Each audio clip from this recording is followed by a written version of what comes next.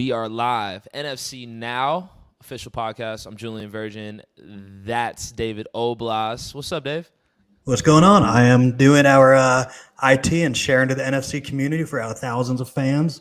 Make sure we're right behind the Joe Rogan show. Indeed, man. Hey, don't act like I don't be seeing some of the haters on the pod, a.k.a. Clay Bennett, be hating on who be watching the pod, man. The NFC pod is here to stay. You got to start somewhere, and we continue to build it up, man. Yeah, as Michael Kelly has told me many times, it's not always about how many people are watching us live. Maybe we don't get 6 million comments right away live, but we're getting a hell of a lot of YouTube views. We're getting Facebook views on NFC Community, NFC Fight Night. It's growing every week. Unlike me, it's growing every week. So we're getting to where we need to be. I know the people of the NFC community appreciate the show. We got people that are very excited to be a part of the show.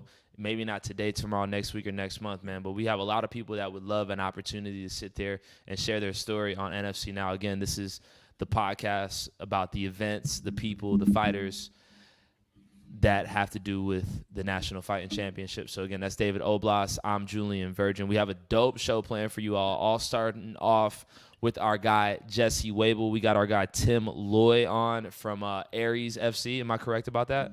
Yeah, Aries FC out of Tennessee for our Chattanooga Fight Night with them this Saturday. We got your boy, Mitchell Chamale. Is it Chamale? Again, I'm going to tell you what I tell you every time you announce. It's Mitchell. I let you figure out the last name, and I go with Mitchell. But I believe it's Mitchell Chamale. If people don't know, he's the #1 promoter in Florida, does shows Orlando, Jacksonville, Miami. He's a lot cooler than me. I just do Atlanta and the suburbs. He gets to do the entire state of Florida. We're going to talk to him about the topic from last week, fighter pay, what to do if someone does not fight. Super excited about that discussion. After Mitchell, we'll have on Josh the Dozier Koser, NFC's former featherweight champion, or was he lightweight champion? I think he was featherweight. It's 45? I think it was featherweight. Yeah, okay. Okay. Jesse will let us know in a minute. Absolutely. But before we do all that, we have some really cool things. We want to start off with just by recapping our NFC 150 show, our Fight of the Decade show. I know last week we had on Doug Yamato Usher, NFC's wonderful videographer, Jenna Lee Childress of Flatline Cinema, who celebrated a birthday the night of the fights, was, did her job, did what she does. She put together a wonderful recap, and it is premiering here on NFC. We'll check that out right now.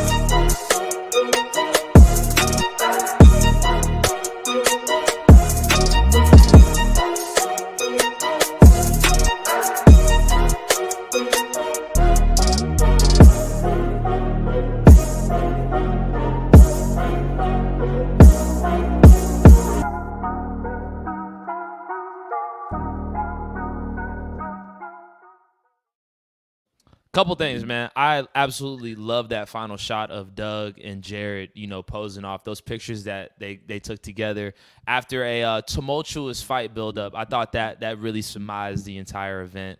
I also saw she threw in a ton of wrestling in that promo. Your thoughts, man? I noticed that as well. And the funny thing is, I did not notice the wrestler that was a ring card guard. I didn't even know he grabbed the ring card until I saw that video earlier this afternoon. I completely and utterly missed that. So I thought that was funny.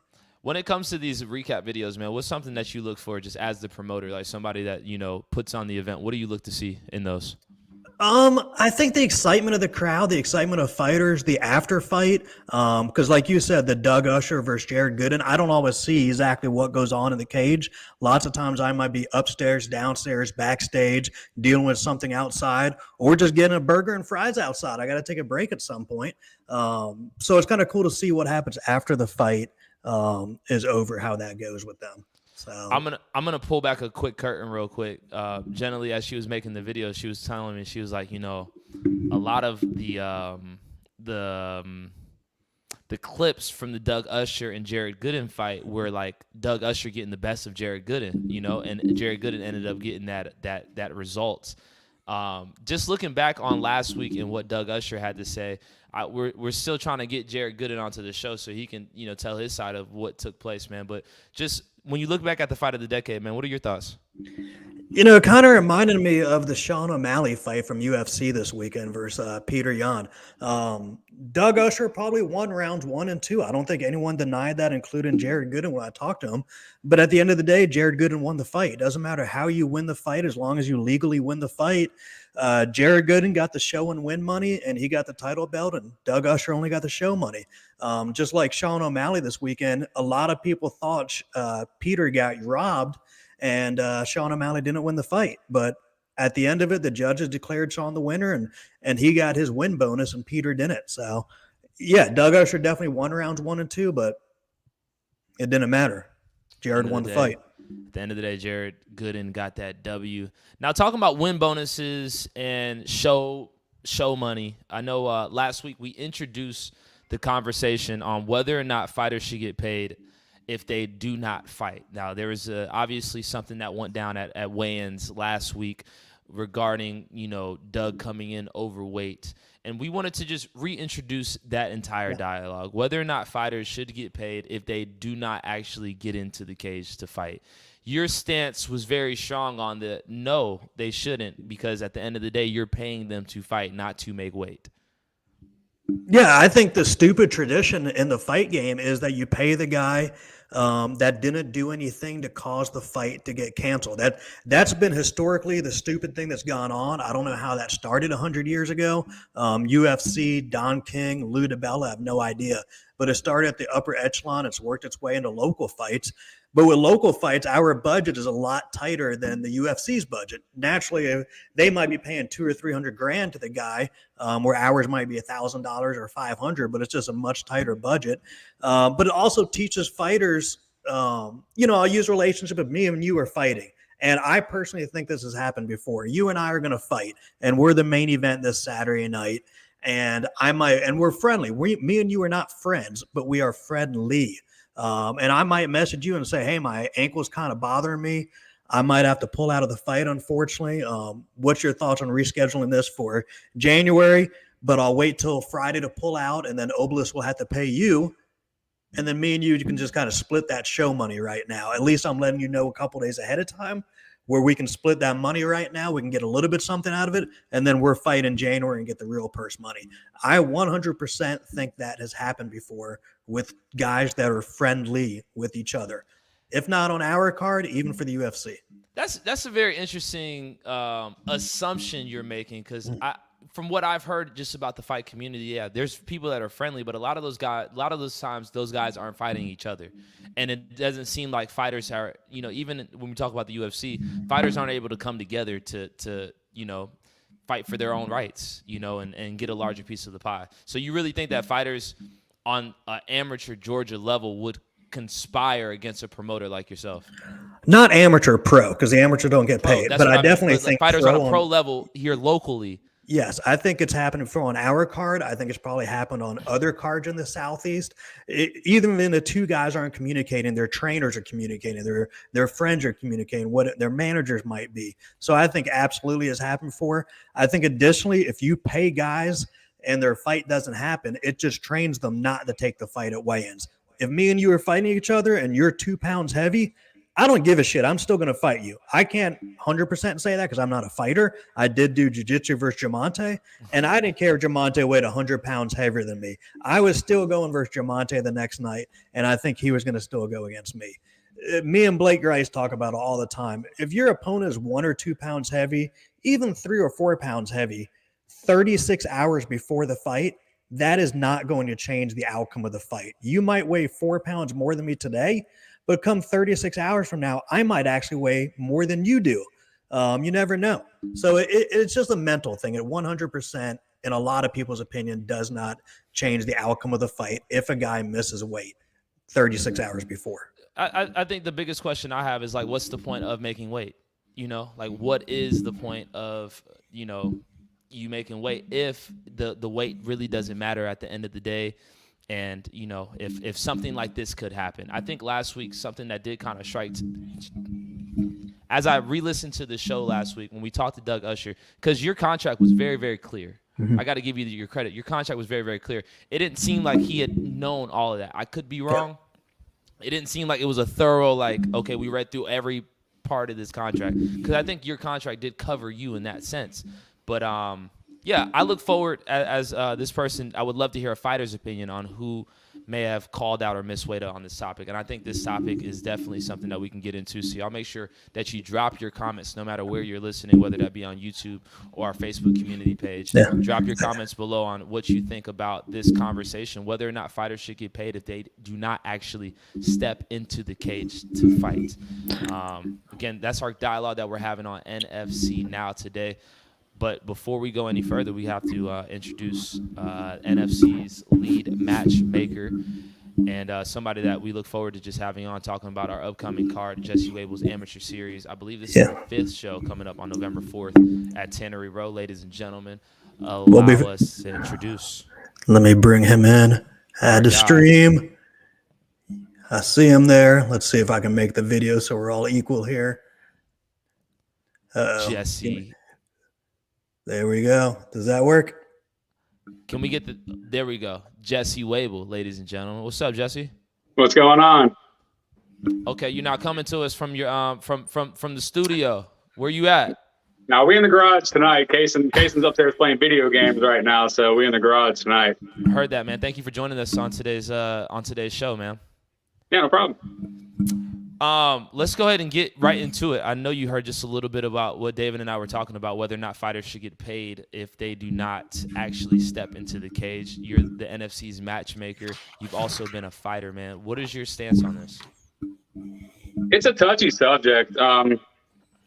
It's touchy. You know, if you're a pro fighter and you miss weight, you know, do you get paid or not?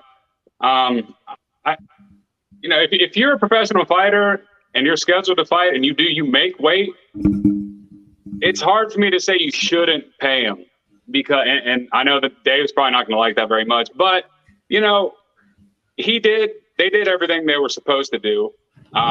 They made the weight. A lot of, in the UFC, I know in the UFC, they also have the option to either take the fight or not take the fight. I know Sarah McMahon, out of South Carolina, actually a couple weeks ago, didn't take a fight because her opponent missed weight by 2 pounds. Like I said, it's touchy, man. I know people say a couple pounds might not make a difference, but at the same time, that fighter is dieting, putting in weeks of training, spending money on food that they don't even want to be eating that food. You know what I mean? They're dieting, trying to make that weight, putting in the extra cardio. It's tough to say you shouldn't pay them. So I don't know. I'm kind of in the middle. I understand it from both points of view.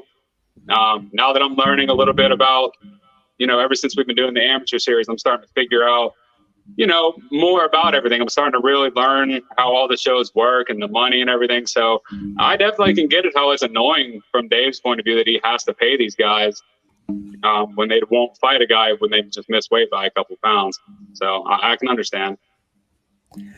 So my question is, you say they did everything they're supposed to do. Technically, they didn't do everything they're supposed to do if they're not engaging in a fight night, because the contract doesn't say we're paying you $1,000 to make weight.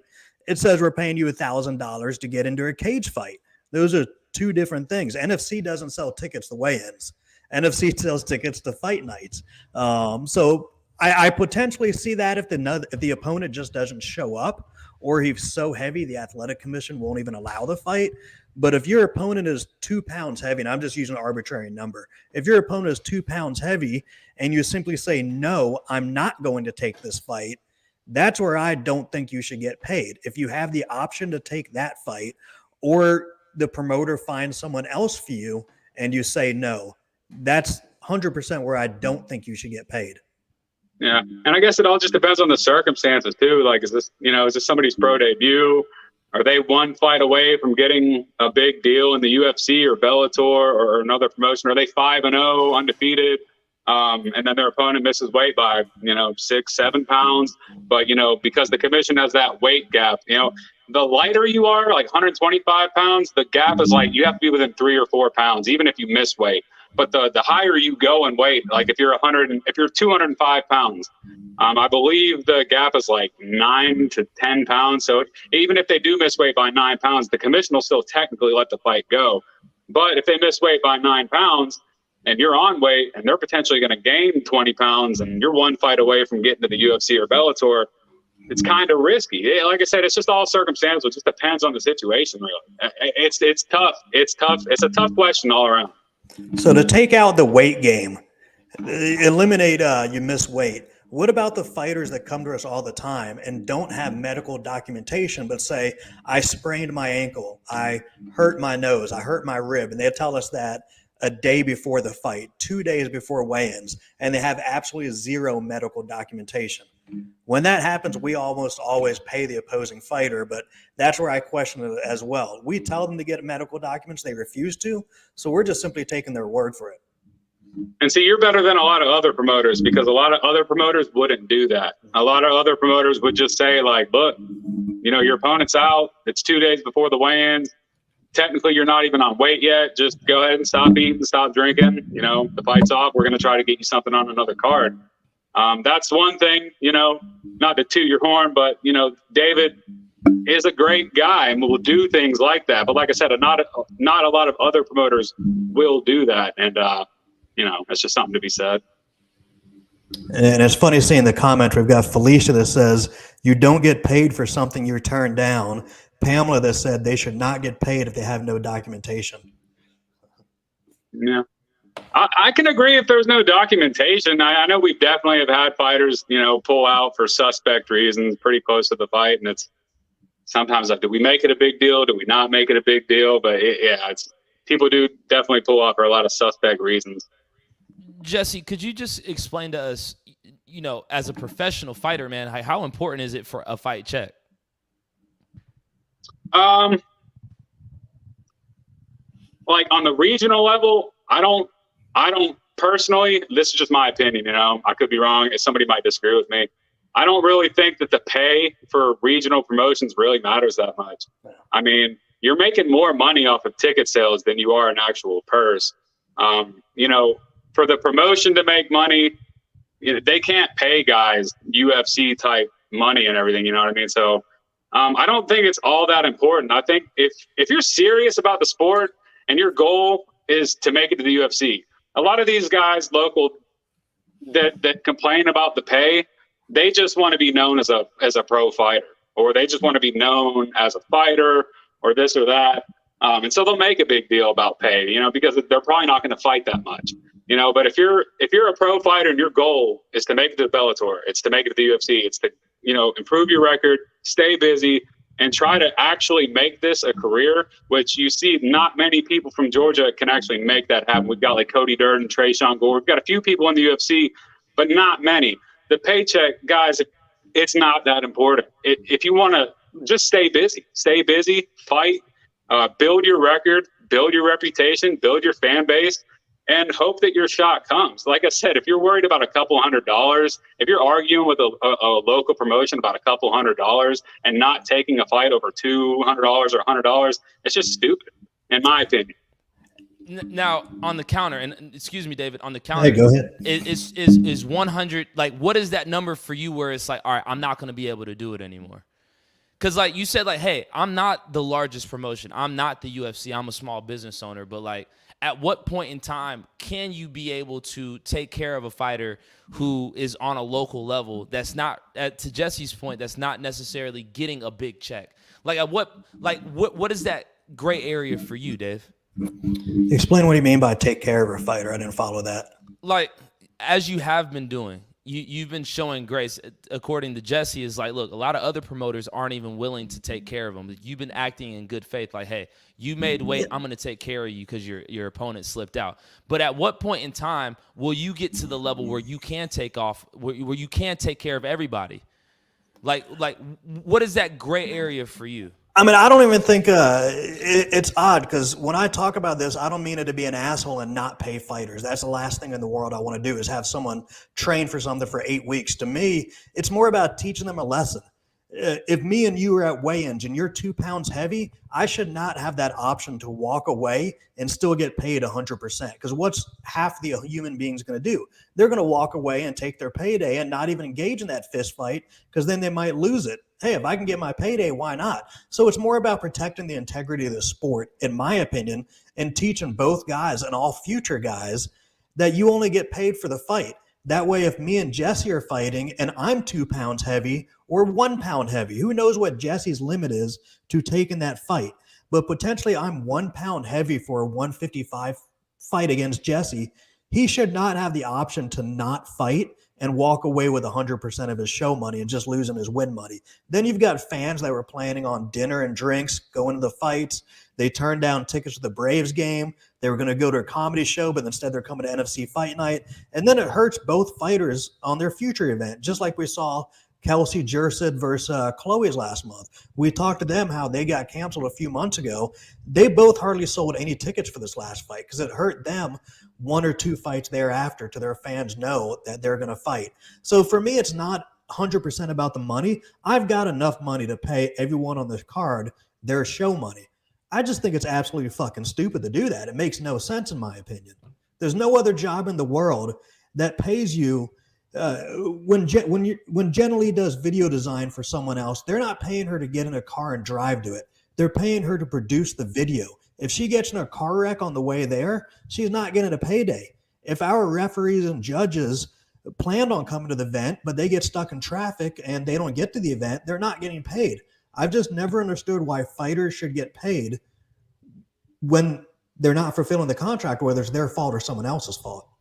What is the point of making weight then? Because making weight is a part of the contract, correct? A, gentleman's agreement, and B, that you guys are in the same weight class. If you miss weight by 10 pounds, go fuck yourself. You're off the card. But if you miss weight by a pound, 2 pounds, 3 pounds, and you're still in what the athletic commission would deem still the same weight class, able to fight each other, I think the fight should move forward. And one thing I'll add is, like I said, the pro fighters on the regional scene aren't making the most money.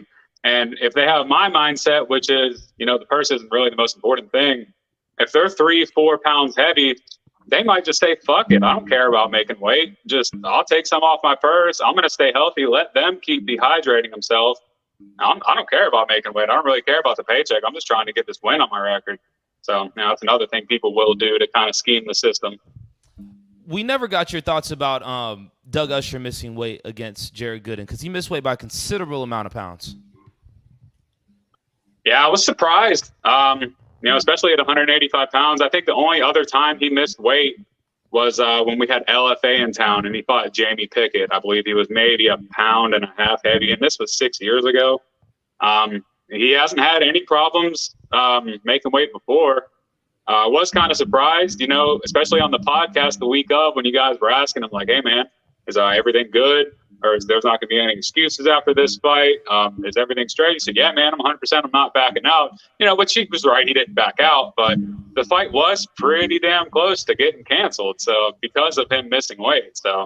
And from a Jared Gooden standpoint, could you see how, there might be a little bit of hesitation because of his circumstance, being that he just left the UFC? There might be an opportunity for him to get back. Just in that fight, shoot, if I was Jared Gooden's manager, I would have some questions too.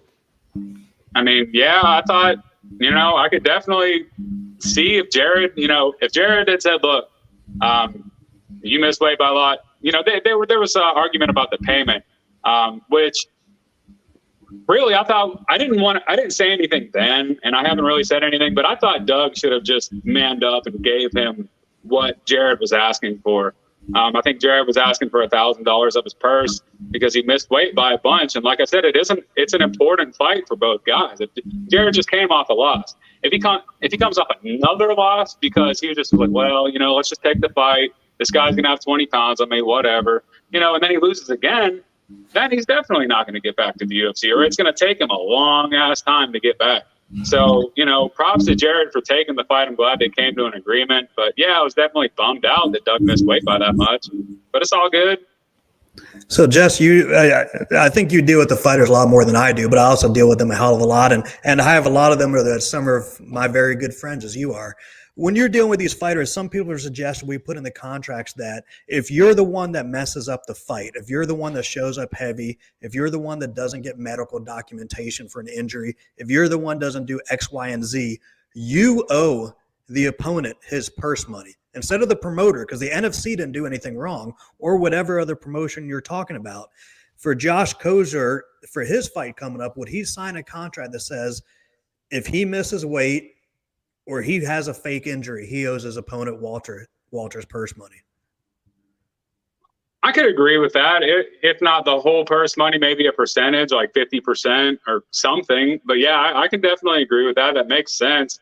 I mean, would any fighters sign that, do you think? That's the thing. I mean, people are, things do happen. Injuries really do happen the week of the fight. Unfortunately, it's part of the game. It sucks. It hurts the promotion a lot, but things do happen. So do I think a lot of fighters would sign that contract? Probably not. But do I think it's a good idea? Yeah, I do think it's a good idea. Again, ladies and gentlemen, welcome to NFC Now. We got our guy Jesse Wable on the show. He's right over there on this side, joined here by David Oblas. If y'all would like to join this conversation, be sure to drop a comment no matter where you're watching, whether that be YouTube, Facebook. We would love for this dialogue to continue to take place, no matter if it's just on this pod, but like outside on the socials, man. So make sure you drop your thoughts about it. I see a lot of people blowing up our comment section right now with their opinions on the fight, Dave and Jesse. I was going to say, this is a topic we're going to hit with. We've got Tim Loy and Mitchell Chamale on tonight, so we're going to hit it with them. But if you're cool with it, I was going to debut the Jesse Wable Amateur Series video and talk to you about that for a few minutes, because that's coming up next Saturday. Let's get it. We got a video? We got a video. This is the debut of it. This is Hell like yeah. TMZ for the NFC. Mi nombre es Abraham Pérez.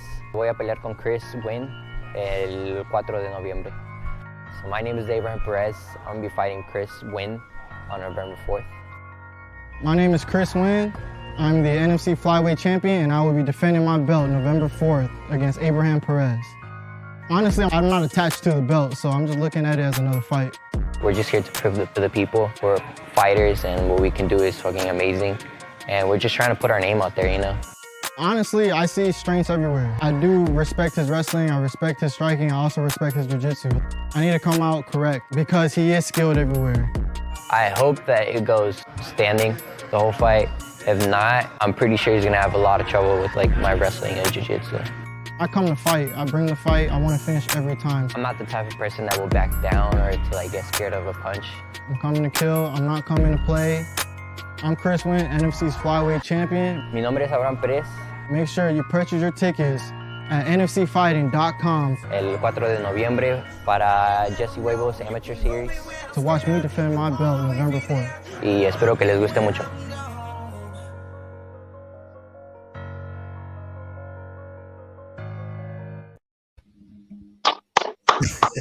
Jenna Lee dropping jewels again. You approve? Heck yeah. I'm excited for that fight. I cannot wait. There's a reason I made that fight the main event. Abraham Perez, I love that kid. Love watching that kid fight. He's undefeated, 3-0 out of Knuckle Up Fitness. I think he's like 180 and 22 in wrestling in high school. A stud. Super excited. And Chris Nguyen out of American Top Team American Top Team Lima, the defending champion, defending his belt for the first time. I'm excited for that one. That's going to be a great fight. I know we hate doing it, but if you had to predict a winner, how it's going to go, got any kind of prediction? See, I don't know, man. Most of the fights I book, I try to book fights where I don't really know who's going to win. That's when I book a fight, I like people to go, oh shit, I don't really know who's going to win that fight. That's a good fight. And that's kind of how I feel with this fight. If you're going to ask who the favorite is, I guess you got to say Chris. He's been a little bit more active, but like I said, Abraham Perez is young. He's hungry. Like I said, has a super impressive high school wrestling record, and actually has really good stand-up, training out of Knuckle Up Fitness. He's well-rounded. It's going to be a tough fight. I'm curious to see how it goes. If you had to spotlight another fight on the card, which one would you do? I think it's probably going to be Josh Koser. Yeah, I got to go with the Dozer versus Walter Flores. That's going to be a fun one. Man, I saw a post the other day that kind of bummed me out. I don't know if y'all saw it, but it was Walter Flores. I didn't notice that I wasn't following him on Instagram, and I started following him, and I saw a post with the poster saying, the promotion's against me, the commentators are going to be against me, just a bunch of stuff. So the only thing to do is to finish by all means necessary. Bro, Walter, you're my boy. I like you too, man. When the fight with Josh Mayer fell out, obviously Koser's my boy. He's my best friend. He's been my best friend since like 6th grade. But when that fight fell off with Josh Mayer, we were supposed to do Josh Mayer versus Josh Koser, the baddest Josh in Georgia. And that fight fell off. And David, actually, while I was at work, spoke to Diego Lima on the phone, basically just asking about Josh's contract with bare knuckle and, what exactly was going on. And Diego Lima offered Walter, as a replacement. And, we looked him up. I know Walter. Walter's tough, man. Walter's been a pro since Josh, Josh hadn't had a whole lot of amateur fights. Walter's been around a long time. He's fought good guys. He's got a deceptive record, 1-5, but he could easily be 3-2. One of his fights versus Nick Sprayberry was pretty close. The guy that runs our front door, they thought it was a really close fight. But yeah, man, Walter, if you're watching this, bro, we love you, man. It's all respect. SBG and ATT, everybody loves everybody. It's the promotion's not against you, man. We love you. We'd love to have Walter Flores on the show too. David and I was talking about it earlier today. Being that we're going to have Josh on, we'd love to have Walter because I think it's only fair if we're going to have one half of the fight, we got to have the blue corner and the red corner in, right? Absolutely. I am super excited about this fight, man. I was with Jenna Lee as she shot those promo videos with both Abraham and Chris. And just for the record, we getting names right nowadays. It's Win. Not Nguyen, it's Win, like W-I-N, And it was funny because as we're interviewing Abraham Perez, he kept saying Nguyen. It was like, it's Win. But I'm super excited for that fight. Both of those guys are very humble. You know what I'm saying? Like they respect each other's abilities. They respect each other's skills. And I thought Jenna Lee did a really good job of just capturing that and letting other people know that, like, hey, like, we're about to go out here. We're going to scrap for this featherweight belt, but it should be a good one. And I know they both bring out really good crowds, Dave. Yeah, they both bring out good crowds. It's an excellent venue. 80% of Tannery Row is either seating or a table, so people love it. It's all ages for that venue, easy to get to right off the exit. And we do have a high percentage of SBG Buford, ATT Lima guys in that area on the card. So we're tracking to a sellout right now. I mean, I was talking about our advertising marketing guy, Michael Kelly, today, telling him maybe we don't even spend that much money on social media ads because we know this show's going to sell out. It's tracking that way so far. I feel like every time we're at Tannery Row, it sells out. Am I wrong? We've been lucky. I mean, it doesn't happen every time. People say that about a lot of our shows, and I think this is the problem. I think this is going to sound cocky, but I think at times we make it look too easy to where other people think we can do it. And we've got Tim Malloy watching in right now that'll join us for a minute. Other promotions, I know he's feeling in Tennessee also. When you're a good promotion, you make it look too easy, and then others, everyone can do whatever they want to do. I'm just saying sometimes you get people that shouldn't be promoters trying to be promoters. And the best thing about fighting is you can put it on in any venue in the world. That's the best thing. That's also the worst thing. When you go to fights in absolute shitholes and places there shouldn't be, that's the worst part about fighting is you can do it at any venue in the world. Indeed, but November 4th, we'll be at Tannery Row, which is an amazing venue for Jesse Wable's amateur series. Is this number 5, bro? Number 4. This is number 4? Yes, sir. Interesting, man. The first 3 have been incredible. I know we had an all-girls card last time out. The first 3 have been incredible. I can only imagine the 4th one is going to be awesome. Now, I did hear a little birdie tell me that our lightweight championship is a little bit up in the air. Could you give me any more feedback on that one? It is. The champion, TJ Spires, is out. He's been sick for the last couple of weeks, and unfortunately, it just hasn't gotten any better. I guess the flu season's kind of going around. Quincy Evans was the opponent. He's 3-1 out of Fagler's karate, Fagler's Kempo karate. I was hoping to do, we've never done this before, but I was hoping to do an interim lightweight championship between Quincy Evans and Trace Harper. And unfortunately, Trace's camp declined. So we're still on the hunt for Quincy. Unfortunately, it's not looking so good for Quincy right now on short notice. Like I said, the fight is, just a little over a week away. We are still looking. We love Quincy. We want to have him on the card. Hopefully we can make something happen. And to my knowledge, David, you could definitely fill in on this one. Quincy's a ticket seller, right? He did well. I mean, you're talking about he's fought a district. One time his show was canceled. His fight was canceled at the backstage. His opponent, Tyler Trump, passed out in the shower. So we had to tell Quincy backstage an hour before the fight. The fight was canceled. I gave all his people free tickets to the next show. He fought Tyler Trump at the next show. He won that fight. So yes, he was a good ticket seller, but with that, keeping in mind, all his tickets from the first event carried over to the second event. Now this would have been a fight for him. Buford is 45 minutes more north of district. So I don't know how this was going to go for him as far as ticket sales. Every time we go to Icon FC, we always see his mama. So like I know they really care about his career. They obviously care about Malcolm Wellmaker because we're down there for him. So I hate that fight is kind of in limbo right now. We wish TJ Spires gets well. Now I did see another fight on there. We got Travell Miller doing a quick turnaround. I know he fought on the 149 card at Monday Night Brewery. He's going to be fighting Adele Gladney. Could you tell us a little bit more about that matchup? Yeah, I'm pumped for that one. This is actually going to be Travell's first advanced amateur MMA fight. He's had advanced amateur Muay Thai fights, but all of his MMA fights have been with shin guards, no ground and pound. Now he's allowed to do it, and he's fighting a tough guy, Adele Gladney from American Top Team Lima, a stud wrestler, a good grappler. He's been on a couple NFC Jiu-Jitsu shows. Travell is mostly known for his stand-up, but does train grappling, does train judo and jiu-jitsu. Maybe not as much as his stand-up, but he does train in all aspects of martial arts.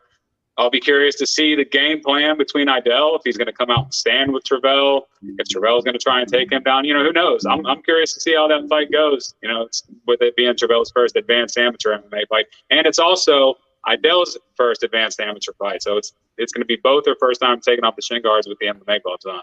Shout out to Idell, man. I definitely been seeing him compete a lot. When I saw that matchup, I was like, "Ooh, that's a very interesting matchup." Good job to you, Jesse. I like Idell a lot. Yeah, I do too, man. I'm a big fan of Travell and what the energy that he brings to the cage, man. Every time he steps into the cage, you know what it is. I also see there's a middleweight championship up for grabs. Yeah, Stephen Cook versus Che Johnson for the NFC middleweight championship in Muay Thai. Stephen hasn't fought for us in a while. He did move and then moved back. It's been a few years. He hasn't fought for us since the Harley Davidson card that Cody Durden was on and headlined right before he went to the UFC. But he moved and came back, and he's fighting Che Johnson, who also he fought for the middleweight championship a few years ago at the Pink Pony, and it was a draw against Alex Arnold. So both of these guys are really high level in Muay Thai, and they both kind of have a brawl. I don't know. They have a unique, fight style. They both fight. It's a crowd friendly style. They throw big punches. They throw to knock people out, and I think the crowd's really going to enjoy this fight. I don't see it going 5 rounds, so we'll see what happens. I definitely think the crowd's going to enjoy everything because I feel like there's a different type of energy at Tannery Row whenever we go out there, man. Couple final questions for you that I have before I kick it back to Dave. And this is personal. What did you think about the Let's Do It? About what? The main event intro that I did a couple nights ago, man. The Let's Do It. Let's get it. Oh man, it was dope. I'm not sure if you got that video I Dropbox to you. Yeah, man, I loved it. That was great. All right, the spin and everything, because I know you're a big fan of that, and I'm a big fan of it too. I just wanted to get your feedback, brother.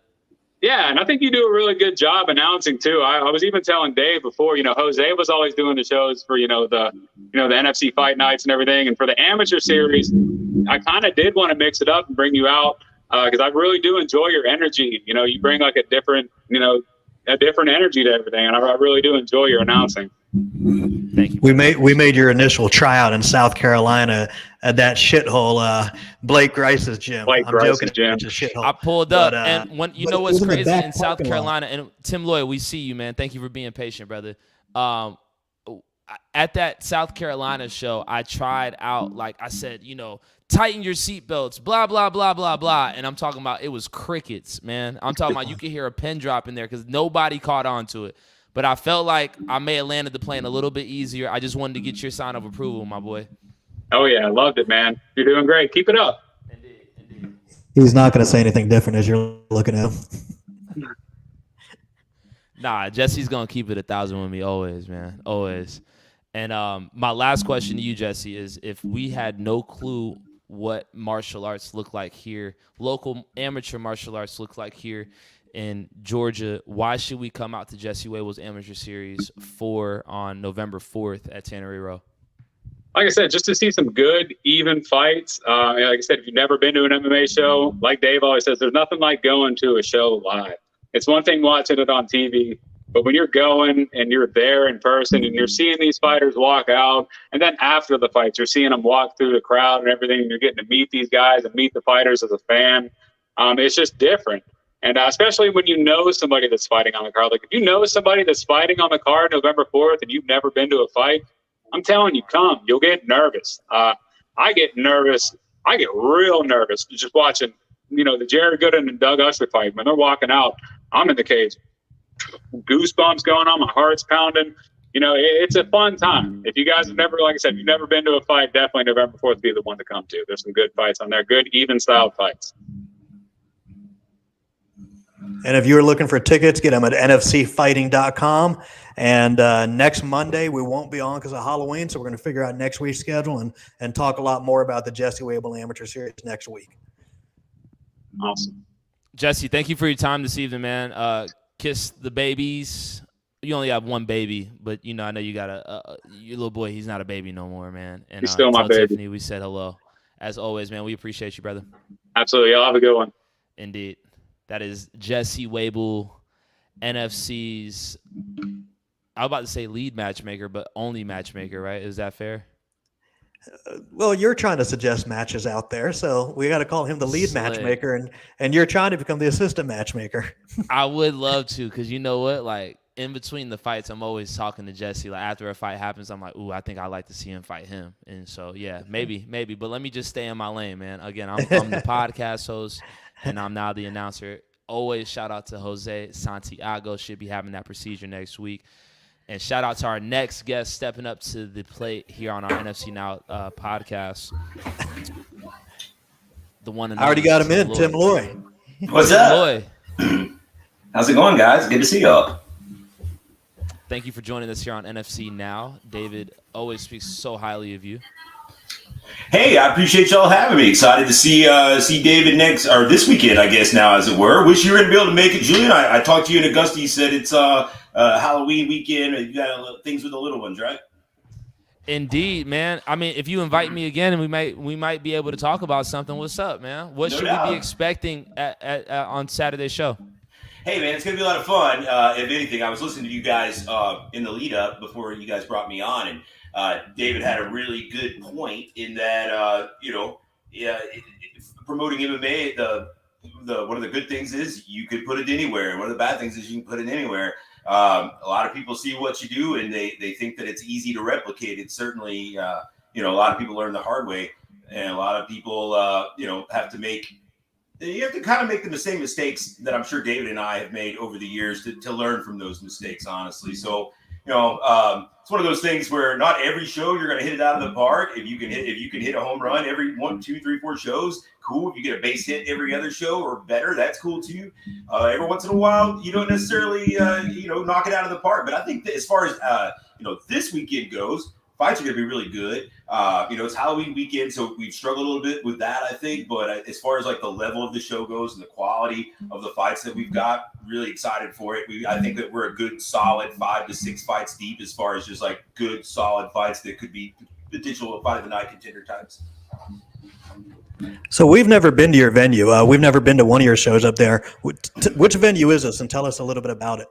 Yeah, so this is Camp Jordan Arena, and technically it's in East Ridge, Tennessee, which is kind of on the outskirts of Chattanooga. But it's the very last exit before you are in Georgia, literally exit 1 on Interstate 75. But it holds right about 4,000 people. It's a big, spacious venue. We've ran shows there now for going on 10 years, maybe 9 to 10 years. So we got a good relationship with them. They're easy to work with as far as setup, takedown, cleanup, all that good stuff. And it's actually right in the middle of their big parks and rec complex. So it's like there's like all these soccer fields and baseball fields all around it. So there's a lot of activity. There's a lake there, so there's a lot of activity going on around it. So it's definitely a cool venue. It's literally, I mean, you don't get any closer than Georgia from being across the line. As soon as you cross the line into Tennessee, you're there. And we didn't talk about that previously. It is Halloween weekend. Are you dressing up? Is your staff dressing up for Halloween? We have before in the past. We've kind of embraced the whole Halloween thing. Done some costume contests, some trick or treating for the kids around the venue, things like that. So I'm sure we'll dive into some stuff like that. I haven't considered a costume for myself. I was waiting to see what you were going to do and maybe just kind of follow suit. Tim Lloyd, what would you say your title is with Aries? I would say. Lead scapegoat probably would be, the most accurate. But I do the matchmaking. My partner Jeff Hobbs and I, we try to split the other, administrative duties as best we can. We got a good team around us, but for the most part, we're a two-man show. And then we have various help in we run 3 different markets between Chattanooga, Nashville, and Knoxville. So we've kind of got a little core group in each of those markets that help us. But for the most part, it's me and Jeff, and I guess you'd say I'm the matchmaker, co-owner officially. But yeah, technically, I take most of the brunt whenever people like to dish out the hate. I'm usually the guy that takes that. Again, ladies and gentlemen, Tim Lloyd, Aries FC lead scapegoat, matchmaker, and co-owner here on the NFC Now podcast with David Oblas. I'm Julian Virgin. Tim Lloyd, David told me that he got his start after being a part of the commission. And David, you correct me if I'm wrong. You were part of the commission, correct? And you made that transition. Yeah, technically not part of the commission. For about 2.5 years, I was an inspector with the athletic commission, which is, I hope I don't offend any inspectors out there, but being an inspector is like being the dishwasher in the restaurant. And after a couple of years, I became the lead inspector, which would be kind of like becoming the lead dishwasher at your local Provino's. And I saw how horrible all the fights were. I thought I could do better. I did one show, and now I'm 21 years into it. So I think Julian was going to go into how did you get your start? Yeah, man, this is it's a long and winding road to say the least. So I guess you would go back to a bad first marriage about I guess it's been about 12 years ago. So I was in a bad marriage at the time. Now I'm in a great marriage, but at the time, I gotta say that, right? I gotta shout out to my wife there. But yeah, first marriage about 12 years ago, a different lifetime ago, more or less. I was always honestly a pro wrestling fan growing up, and then of course, I was in middle school, high school when the UFC kind of started to really take off, and naturally migrated over to becoming a big fan of that. UFC. Hadn't even been to Tennessee at that point. We'd just been legalized. So the first legal show that came to Tennessee in 2010 roundabouts, it was the XFC, John Prisco's XFC out of Tampa. So they set the first ever licensed, sanctioned event here on a whim, more or less, just looking for things to occupy my time in a poor relationship at the time. I reached out to John Prisco. I knew they were coming from Tampa, and I just offered my services more or less. Is there anything I can do to help you up here? I know the area. I live up here. I can help you with spreading the word and coordinating whatever you need as far as like promotional type things go. So he was a bit skeptical at first. He was like, "Do you work for any other promotions?" I'm like, "No, I'm just a fan. I'm just looking to get my foot in the door, more or less." So I did. I mean, it was the most entry level of entry level positions. I was putting handbills out on cars at concerts, hanging up posters all around Knoxville, working on the cage. I thought me working the cage door on their first show, I thought I was big shit there. I thought that was really, really doing it, So that was kind of how I got my foot in the door with them. As such, I was doing a lot of, kind of delivering tickets around to local teams. I was kind of the man on the ground here because they were in Florida. So as such, I made relationships with these teams around here locally. I was also beginning to write for a website that used to be around. It's called Around the Octagon. I don't know if they're around still now, but back then it was actually kind of like the regional MMA place. I mean, it was actually had quite a bit of people that would go there and read their articles and get their rankings and whatever, recaps, whatnot. So I think I remember that. It was big in Tennessee and Kentucky. Yeah. So I started writing for them, doing interviews, spotlight pieces, recaps from events. And so as such, again, I was growing my connections at that point. I was meeting a lot of gyms and whatnot, meeting a lot of fighters, had a good relationship with those guys. And so the XFC would have holes that would begin to spring up in their cards. And they're like, hey, man, you know anybody there? We just lost this. Is there anybody you know there can fill this gap? And I had a knack for doing that fairly quickly. And before long, they hired me to do the local matchmaking for the undercards of those shows, because they did like 4 or 5 shows up here. So they would handle like the TV portion on back on HD Net. It was Access TV now, but it was HD Net back then. So like they would do the televised portion of the card, and then I'd do like the local undercard, to ticket draws, locals, things like that. So I made the fights for them for about 4 shows, I want to say.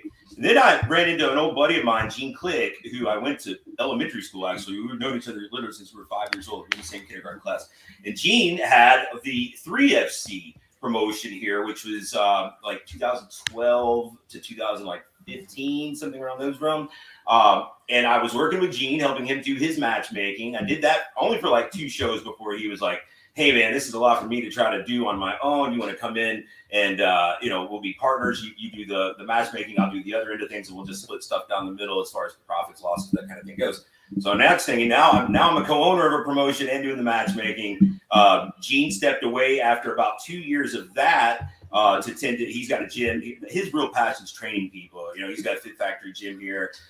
He trains guys, fitness, BJJ, things like that. So it was a lot for him to keep up with. He stepped aside, leaving me with what became Valor at that point. I didn't want to keep the 3FC name because that was his thing already, and technically it kind of standed for like Fit Factory Fighting Championships, which is his gym. So like that was kind of his thing. So I came up with Valor. I couldn't believe it. I actually came up with that name, and somebody hadn't already done that. I was proud of myself for that at the moment. I ran Valor for, I guess right about 4 years, and made some poor decisions. For real, I had 2 really bad decisions back to back on events that ended up costing like $20,000 in losses or more on just boom back to back. And that kind of got me to the point where I was like, man, I don't know that I've even got the stomach for this anymore. Ended up selling Valor. It's staying on as the matchmaker for the new owner of Valor for about 2 years. And after we had a disagreement of forward vision, I guess you would say. And so Jeff, who had been working with me, kind of, Jeff was our announcer. He was kind of like our Charlene, I would say, for several years. Me and Jeff started Aries. And did he ever throw a table? Did he ever throw a customer's table? No, I don't. I think Charlene's a bit more intense than Jeff for sure, but I don't think I've ever seen him throw a table. I've seen him, I'll nearly lose his shit a few times, but he's held it together for the most part. And it's funny when you were talking about grassroots promoting. When I started my company at 26, Coyote Ugly and Buckhead was my partner. Julian, I think you're about 3 years old at the time. But Coyote Ugly and Buckhead was one of my sponsors. So every Thursday, Friday, and Saturday night when I was 26 to 28 or whatever, I'd stand outside Coyote Ugly and hand out flyers to people about a fight night. That is the most demeaning thing to do for 6 hours from Friday at 8 p.m. till 3 a.m. or something like that. Before that, I'd drive around the Burger King, McDonald's, and Wendy's in Buckhead, and I'd take my fight posters and I'd scotch tape them to the windows and stuff like that, and to the menus. And that's what I'd do. And they'd take them down. An hour later, I'd go back and I'd scotch tape it. This was before the day of Facebook, Instagram. We didn't even have MySpace back then. This was 20 years ago. So the only way to advertise was radio and grassroots posters and stuff like that. But one of the questions we had for tonight, not only to promote Chattanooga Fight Night, and by the way, where can people get tickets for Chattanooga Fight Night? Yeah, I got tickets at fighterkicks.com. We've got tickets on sale there, and there's a drop-down menu. If there's a fighter you're coming to see in particular, you give them their credit. Cool. So fightertix.com. One of the questions we had that we started with last week, I want to get your input as a Southeast leading promoter. And have you heard our discussion about fighters? If a fight falls through, should they get paid, not paid? Have you heard anything about that? I was on the comment section. First off, NFC community is like the best toilet reading that there is out there. That will start your morning off right. So I suggest everyone definitely, make sure you catch up on that. But I was cruising through the comments. That's a tough question. It really is. So what do you do? If me and Julian are going to fight each other, and Julian shows up at the weigh-ins, and just throw in one situation, he throws up 5 pounds heavy and the fight's canceled, do I still get paid? How have you handled that in the past? So if that's the case, both guys show up. One guy actually goes through the process, makes the weight. And the other guy doesn't make the weight, and we can't work out any kind of middle ground, then we'll pay the show money to the guy that made weight. We won't give anything to the guy that didn't make weight. And typically it sucks, but that's how we've handled it. Usually we'll try to head it off before we get to that point. If we feel that someone's not going to be on weight or something like that, we'll try our best to negotiate through it before we get to that point. But it's happened. It's unfortunate. And why do you decide to do it that way? Well, I guess for one, by the time you get to that point and you've gotten to the weigh-in and one guy has made the weight, then I guess he's done everything that he could do to make the fight happen up until that point. It's everything. He's made all of his agreements. The other guy has not been able to see his agreements through. And so as such, I guess we'll give this other guy his part. Now, if we have something like that happen and we're like a few days out or like a week out and we don't get to that point, then it's a little different situation. But I see the argument both sides. I saw that in the comments, your contract says that you're being paid to compete, not to make weight. That's just like kind of the things along the way.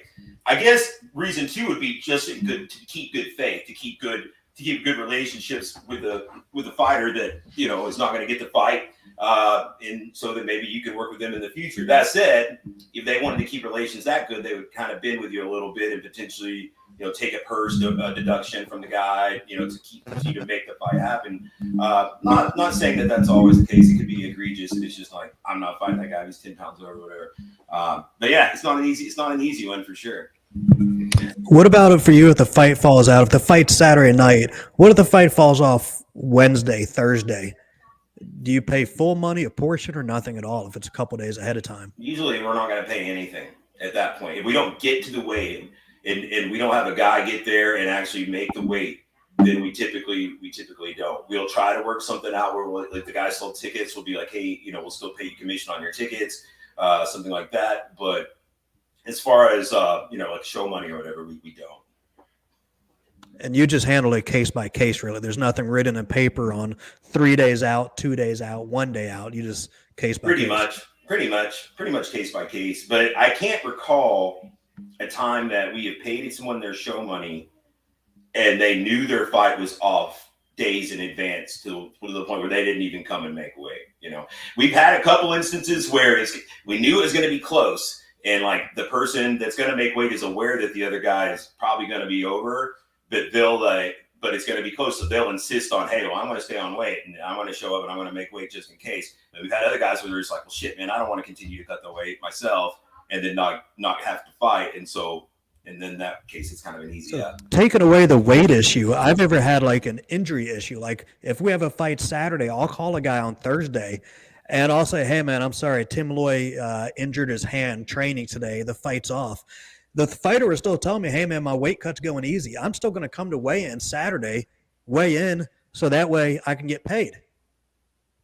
Has that happened, you're saying? That has happened. The guy has told me he's still going to come to weigh-ins 2 days later, so I have to pay him. Yeah. Now in that case, no, I don't think so. I think it would be if it were a case where it's like, I'm trying to find you someone else, and we'll do our best, and we're all both on the same page. Like, continue your weight cut. I'll have someone there to fight you. Maybe then, but yeah, if I'm telling them that 2 or 3 days out, hey, your dude's hurt, fight's off. I'm sorry, it sucks. We'll do our best to get you on the next one. As local promoters and as David said, small business owners, how much money do you put aside for like things like this to take place? or are you working with such tight margins that you don't even like? Yeah, I mean, I wish we were at that point, man. I wish we were, but no, I can't say that there's any money that we've set aside for anything like this. If it happens to us, then we're just got to roll with the punches. Because in the case of, our last main event, it was built as the fight of the decade. So for David not to go through with that fight is like, it seems as if Dave would do anything to make sure that fight took place, no matter what happened. So I was just kind of curious, like, does a promoter have things put aside? Like, I'm an entrepreneur. I understand, like, sometimes, it would be nice to have X, Y, and Z put away, but it's just it's not the reality of the situation. Yeah, I mean, I wish that we could be at that point. Maybe one day we will be. But more or less, like, if it were a case where, okay, we've got a fight that's in jeopardy and it's not going to happen. Well, then, we've got our pro budget kind of set aside already. So if that fight we've got a little room to play with, I guess, in that if someone's overweight, we can either pull it from the other guy's purse. If that won't work, and we just have to more or less. And there has been times where I've had to just be like, I'll give you this much more money. I know he's overweight. I'll give you this much more money to stay in this fight. And it's not that we necessarily have like money set aside for it, but we'll just rob Peter to pay Paul kind of deal. We'll pull it from somewhere else. The back end on the night of the fight, because obviously, like, that fight is of such importance that you're probably able to get it back on the back end. Right. Yeah. I mean, you weigh the pros and cons of it. If we cut this thing, are we going to end up losing everywhere else because now everyone's so bummed out about this card? Nobody's going to buy the pay-per-views. No one's going to show up at all because they're so bummed that they lost this fight. We built it so big. Yeah, we got to make it happen. And sometimes it's difficult just when you're going in knowing you're going to lose money. I mean, for example, not every show am I going to go in knowing I'm going to make $100,000 or I'm going to lose $5,000. So if I'm at the weigh-ins and I know I'm going to lose a little bit of money this weekend, the last thing in the world I want to do is come out of pocket another $200 or $500. That's the last thing. But to be hypothetical, and I have my mind goes different ways in different places. But I also think, and tell me what you think, I think many fighters are not friends, but they're friendly, or their trainers are friendly. So, and I'm just going to use Jared versus Doug Usher as a circumstance just because we had it last weekend. Jared and Doug used to be friends. Now they're just friendly. Their gym owners are friendly with each other. If one guy has an injury leading up to the fight, maybe on Wednesday or Thursday, they might contact the other guy and say, hey, I'm going to have no choice but to pull out, but I'm going to wait till Friday night to tell Oblis I'm pulling out. That way you have to get your show money if you come to weigh-ins. We'll potentially split that show money, and let's just fight on the January or February show. Do you think something like that's ever happened on your card? Oh, man. I'd hope not, but I've never really kind of thought about it, to tell you the truth. Now that you've posed the question, it makes your wheels turn over the years. Like, did that happen here? Is it possible in the past that's kind of happened? Now that you've said something, it certainly has my attention. I can't say that I can pinpoint anything like that ever happening, but yeah, it makes sense. It makes sense for sure. I guess they would liken that maybe to friendly promoters, maybe conversating about terms or purses and, well, what did you pay such and such? Well, I can, I'm not necessarily saying that's the same thing, but maybe it could be construed as such. Now, just a follow-up, I won't even call it a follow-up question. I'm just curious about how David and Tim even got together to think it's a good idea to co-promote on a card as you're doing this coming Saturday. We talked about it in the past. Right before I sold Valor, we were real close to doing something, actually. And like, I more or less took a nosedive, like literally, like right then. Like right then. We were telling David, like, man, I'm bust, man. I'm bust. I'm out. I can't incur a third loss in a row. If we were to take a loss, I can't provide you anything on my side. But things turned around here the past year or so, and I guess we were talking about making. Torres Finney, one of our guys up this way, he's from Macon. He really wanted to fight at home. He really wanted to fight at home because he'd never gotten to fight at home. And so I was like, man, I don't really want to go into Georgia and not, be aligned with David there. I certainly want to keep our ties good. So more or less, I feel like we just reached out and we were talking about that, and David had already kind of been in conversations with Jared. So we're like, let's just kind of, let's all just go in on this thing, and it worked out. It worked out really nice. It was you were there anyway. It was a fun show. It was one of those cards where everybody came together and we had just like kind of the best of everything there, and it was awesome, And one of the things David always says is like he's trying to pick up the notes, bits and pieces, odds and ends that other people do, maybe just through their process that they can maybe use, and that's the same here. It's like I feel like we've got a fairly fine-tuned machine, but there's always things that we could tighten up and do better. And we just from going to these other shows, we picked up just little nuances, And that's my follow-up to you, man. Like, what did you learn? Because I've heard David say the same thing. Like, when he does go into cooperation and a co-promotion with you and not a Aries, it's with Conflict MMA from down south. He always talks about just learning things. What have you learned from a promotion like the NFC? Well, I thought that the way that they handled their weigh-ins and the way that they set up for their tables and their VIP was very well organized, much more organized than what we have been doing, that's for sure. I mean, we more or less like print a will call list right before we walk out the door and like, all right, here's everybody that's coming, and give it to the girls up front. Like, make sure everybody's got a table. But like being as organized as they are makes a huge difference in just making the show run smoothly, because at the end of the day, that show is actually a really good example, because it was a smaller venue. Everybody was kind of packed in on top of each other. And if you didn't have kind of the structure that they had in place as far as the seating and everything being like just so, then you could have actually turned into a big old cluster pretty quick, just the way that venue was set up. So I felt like, their process there was a huge part of that event running pretty dang smooth. Yeah, and co-promotion is something I've wanted to do many times since I sold my company to Alliance, and we got to partner with 10 different promoters out there. And then when that ended, I wanted to promote with you guys again and Conflict again. And I saw Mitchell Chamale just jumped in here on the stream. We'll get to him in a minute. But we did a show where we flew down to Fort Lauderdale and worked with them a little bit. So I think every time you get to work with a promoter, it not only benefits those two promoters, but benefits other people as well. Now you guys have Jesse Wable. If you need him for a little bit of matchmaking, I went to you about some advice on this podcast because you've done a podcast before. So when me and Julian started this up, I hit you about some info there. I'm really good about spreadsheets. I think you guys learned a little bit from there. And even Julian, if you guys need a ring announcer, you can now call on Julian. And likewise, our video crew, Spencer, for November 4th, can't make it next weekend. So I hit you up, and it looks like we're going to use your video crew next weekend. So I think that's a good thing. When promoters in different areas come together, it can do nothing but benefit them, not only that night, but 100 ways in the future. Just to be clear, this isn't like a Eddie Hearn versus a Leonard Ellerby type situation, right? Am I Eddie Hearn?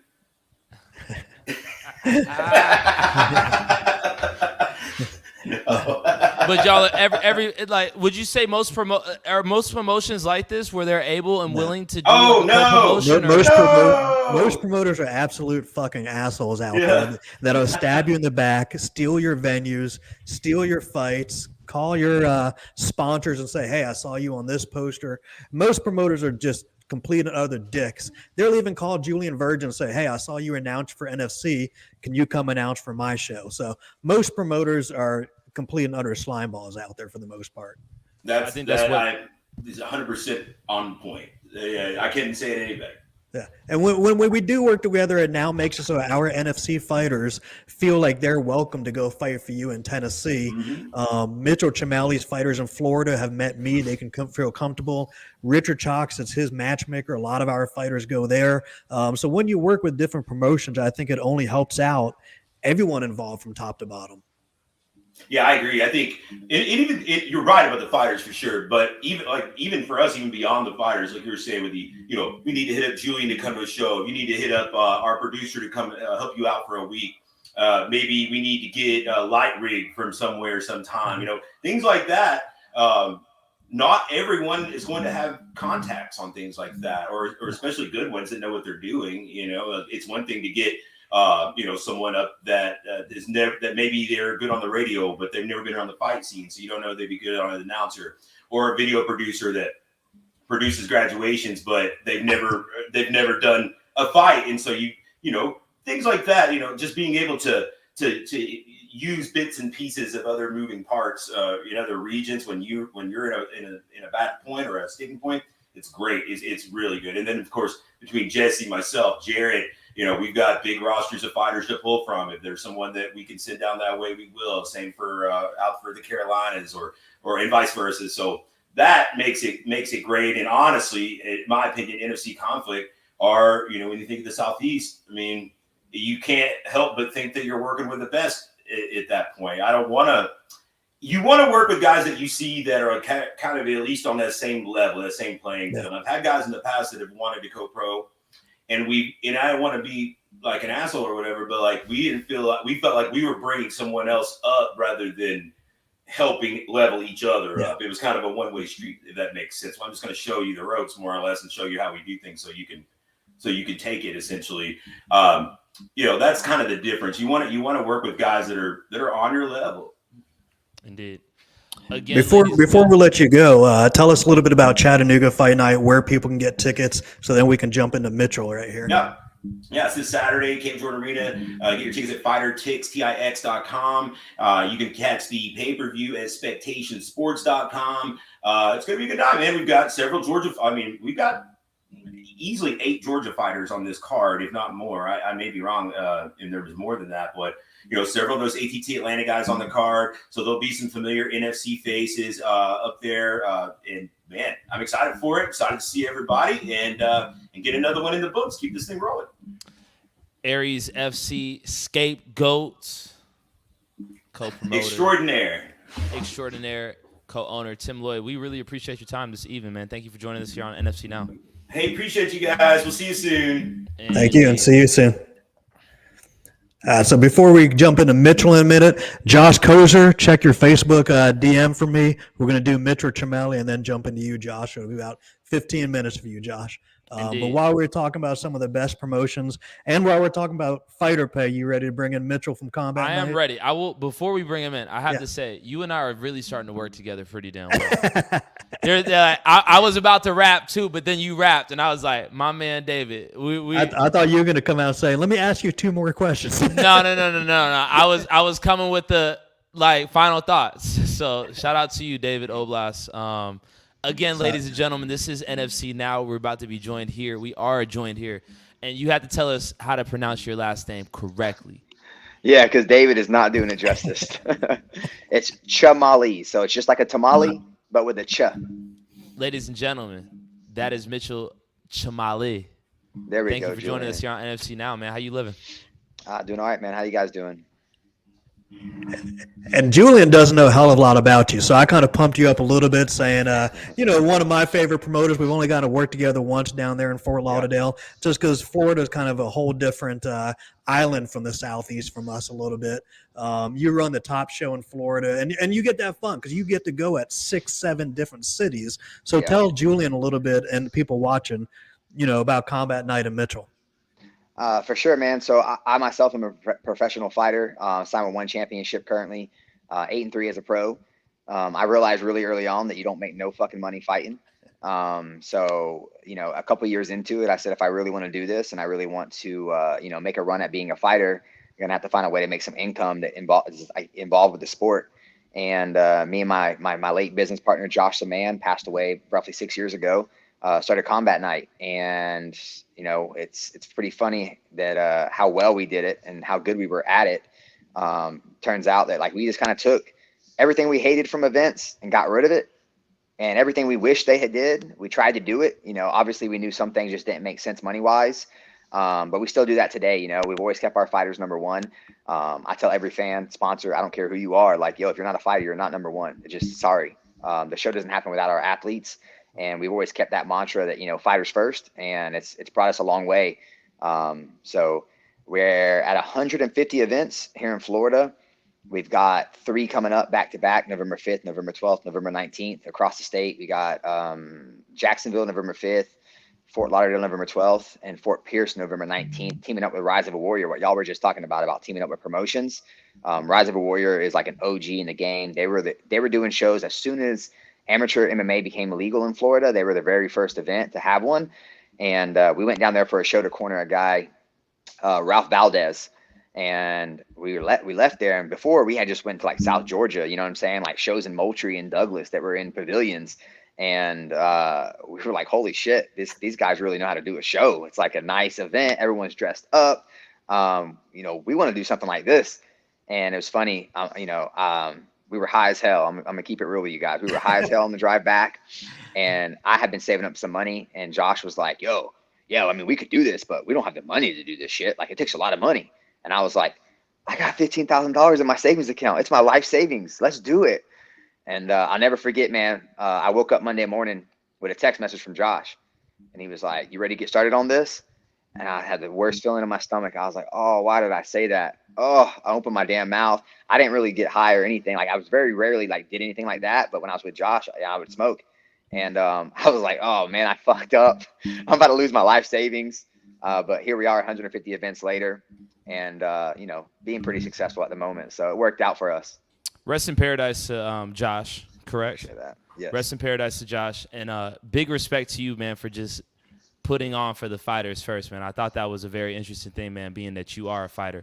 You talked about putting on shows because of things like putting on shows opposite of things that you just didn't like when you were fighting on shows. Could you go a little bit more about the things that you didn't like and things that you obviously focus on when you do a show? For sure, man. I mean, a lot of it's honestly still happening all across the board, even at the highest levels. You know, there are guys like David Oblas, you know, I have experience with him. There's guys like Dan Donaldson down at Rise of a Warrior, you know, that run really respectable shows to take care of the athletes. But, you know, man, I would fight for a show and I'd be getting paid $300 and $300. And I'd be like, yo, can I get an event t-shirt? They'd be like, yeah, $20 at the booth.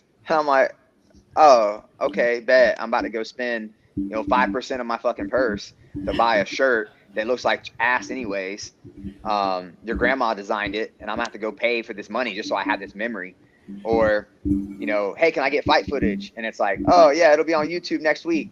5 months later, you know, I fought for I mean, no knock. I don't, you know, I know y'all fuck with Brett Moses up there and Fight Party. Me and him used to hate each other. Now we're on speaking terms, somewhat friendly, but yeah, I used to hate him and he used to hate me. Yo, if you're on speaking terms, tell him I want my footage from beating Juan Puerta.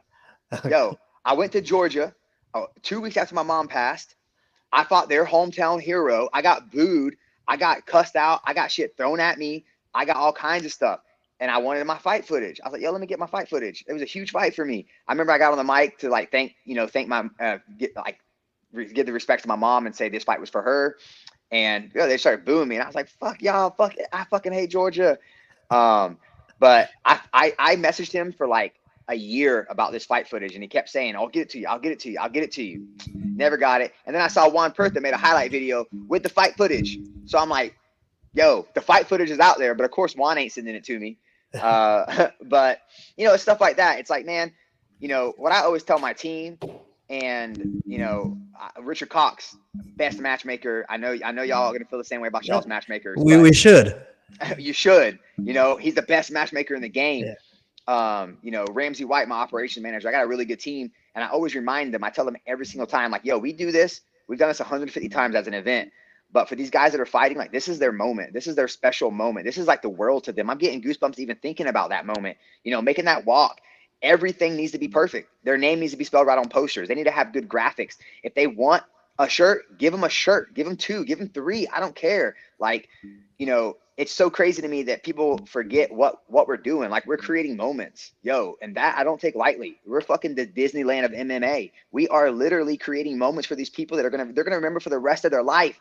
Whether it's a fighter's first fight, an amateur guy, whether it's, you know, maybe it's Cole Miller who made his amateur debut or his pro debut, but that's a memory for Cole. He'll never forget that. And now he's in the UFC and he's done with that, has his own gym, but he's going to hold that memory near and dear. And it's up to us to make sure that's a good memory. You know, a lot of my pro fight memories are trash, like straight up. I don't have footage to even like look at them, or I don't have pictures for some of them. And it's like, it's all that stuff that really, you know, rubbed me the wrong way. And it just didn't sit right. So you took a fight in Asia for one Didn't you do that on 1 day's notice or 2 days while you're there cornering a guy? Yeah, They yeah, I need was the there fighter and you jumped in? Yeah, I was there for my homie Troy Worthen, and he actually fought his opponent. John Lineker's opponent got COVID, and then they bumped Troy to the main event. And then they came and asked me. They saw my record. They realized I was a fighter, and they were like, I was at weigh-ins eating a bowl of noodles, and they were like, "Yo, you want to fight?" And I was like, "Hell yeah, I want to fight." And I always told people, like, I feel like I manifested that. I've been saying it for like 2 years now. Everyone asks, "You gonna fight again? You gonna fight again?" I was like, "Yeah, I'll fight again. You know, one day I'll catch myself in another country. I'll have my mouthpiece and I'll have my cup, and it'll happen." And sure enough, I have my mouthpiece, I have my cup, and it happened. Got to fight number five guy in the world over there. He was undefeated. He whooped my ass, but that motherfucker knows he was in a fight. Stay ready, man. We love it. Again, this For is sure. Mitchell Chamale, not Tamale, Chamale, joining us here on NFC Now. Our big question that we've been going through this entire show, and even standing back to last Monday's show, is whether or not fighters should get paid if they do not actually step into the cage to compete. In the sense that they make weight, they do what they're supposed to do, but they decide their opponent doesn't make weight, and they decline to take the fight. What are your thoughts? So I haven't watched the other episodes to know what people are saying. So if I'm going against the grain with everybody else, I apologize. But they deserve to get paid 100%. I mean, they did the work, they did their job. That show money is for showing up. It's not for fighting. It's for showing up, and they showed up to do their job. And if they choose not to fight, it's cool. You know, I've had guys that they lost their opponent the week of, like Monday, and we couldn't find them a solid replacement. We couldn't find anything. And in that instance, I still pay them. You know, I've had guys that were going to be traveling in, and I'm like, yo, I just saved $500 on their travel, on their hotel, the insurance of the bout, all these other things. I can pay this dude $750. I can pay this dude whatever his show money was. Like, that's not breaking me. And if he was coming from out of state anyways, he probably wasn't selling tickets regardless. So it's like, for me, why wouldn't I pay that guy? And that goes, like I said, it's happened as much as like where someone loses the fight the week of. Now, if you lose the fight the week of and we give you a suitable replacement and you choose to say no, nah, we ain't going to pay you. That was going to be my follow-up question is if you have someone for them and they turn it down, do they still get paid? Nah, because fighters supposed to fight. And if it makes sense. Well, what about at the weigh-in? If their guy's only a pound or 2 pounds over and you say they're supposed to fight and they turn down that fight saying, no, I'm going to take Mitchell's show money instead of fighting my opponent that's 2 pounds overweight. Man, we haven't had that situation happen yet, to be honest with you. I'm probably going to be inclined to pay them still. I might not. Now, I'll be real with you too. I might not want to work with them again, you know, and that's my prerogative. As a business owner, I can make that decision and I can say, yo, I just don't want to work with that guy. Because if it makes sense, right? I also get it from the fighter's perspective, like, yo, we only get one shot at this shit. You get one pro record and that's it. So if you don't feel like maybe his camp went wrong, maybe something wasn't right with it, maybe he had a bad weight cut and he still finished his cut and he's like, well, damn, this guy didn't have to go through what I had to go through. He cut it short. I get that, and I always like analyze situations and make my decisions kind of like my president's in the moment. So I don't know how I would handle it, but he would be paid for sure. As far as moving forward and working with him in the future, I'm not 100%. Well, my question where I have a dilemma is ticket sales. I was about to ask you about that. Do you refund tickets? Normally, yeah, like 100% we do, but I haven't had a situation where I had to pay somebody and they had tickets sold too and they want a refund on the tickets because that's weird. I mean, I probably still pay them and have to refund the tickets. Like, I just eat that shit. It doesn't, my gut and my belly is like, don't do that. But my heart and my brain is like, yo, that's the right thing to do. Yeah. Is this because you were a fighter? Maybe it's because I'm a fighter. I don't know if that's the specific reason. My dad raised me. He was a piece of shit in a lot of ways, but he instilled a lot of really good values in me, like hard work and being a man of your word. And I feel like that kind of falls down to being a man of my word. If I'm in a contract with this guy and I asked him to show up in a certain way and he did his job and he did everything correctly, I don't want to punish that guy for doing what he was supposed to do. So I got to do what I was supposed to do. So maybe that is why I'm a fighter, because I have that belief, but I don't believe that because I'm a fighter, I feel that way, if that makes sense. So just to be clear, you say the show is to show up and make weight. That's how I feel. I hate you. Sorry. You feel like the show is to get in the cage, right? Well, I Show up think in it the cage. takes away the integrity of the sport a little bit. I think if we're giving guys an easy way out the day of weigh-ins, the day before weigh-ins, even like you do the week of, I think we're giving guys an easy way out. That might actually destroy the integrity of the sport and give those guys and their other gym mates, hey, if that guy's 1 pound over at weigh-ins, fuck it, I'm taking my money and running. And then you destroy it for the fans. That's kind of my opinion out there. And I think you do too, Oblas. I think you work with a different class of fighters. You built your promotion from the ground up. You didn't build it with a bunch of money. You didn't have a big bankroll, and that's how you built it. You built it from the ground up, and that's hard. You see it. We've seen it. How many promotions have we seen come on the scene with a lot of money and they're flashing and doing all this shit? And because of the way we built our promotions, I just believe we have a better class of fighters, a better class of athletes and coaches. And I think the coaches and athletes that we work with, for the most part, are either, I think, they are trying to have fun with this shit. They're trying to, who cares? If they make it UFC, they don't care. They're just trying to get in there and have fun and fight and do something, something different. B, they're trying to make like a bucket list thing, right? I want to be a pro athlete. Or C, they're trying to make it to the UFC or the Bellator or the ONE. And I think if they fall into those three categories, they're fighting. And I feel like that's the class of athletes that we work with. Like, fuck, I'm going to be real with you. Fuck $500. If I worked for 8 weeks and the $500, I had to spend $200 on medicals. Fuck that $500. I'm fighting because that's what I came here to do, is to fight. So I think it's very rare that it might happen, but I don't think it'd ever be a strategy for the athletes that we work with. Now, if we're talking about some of these, these bullshit shows that are happening, I ain't going to call no names out, but there's plenty of them out there that aren't doing the right things or treating the fighters like shit. If you've been treated like shit for 8 weeks, you never got a fight poster. When you did, it looked like your grandma made it, and they're just treating you like trash. You never got tickets to sell. Your contract was signed at the fucking weigh-ins to begin with because you never got it in advance, and all these things that these bootleg promotions do. Yeah, I might say fuck y'all. Haha, it's my turn. And I think, correct me if I'm wrong, was it you that called out, and hopefully no one's listening from their company, but was you called out Bellator for their warm-up match years ago? Yeah, that was trash. I remember those. You post a photo on there of some shitty-ass warm-up mats, and I was like, holy shit, Mitchell just called out Bellator. I had no idea this was going to go viral. I couldn't believe it. I felt like we were warming up in a third world country. I was like, Bellator? My fighter, I was there to corner an athlete, and he was so stoked to be making his debut in Bellator. It was this huge moment for him.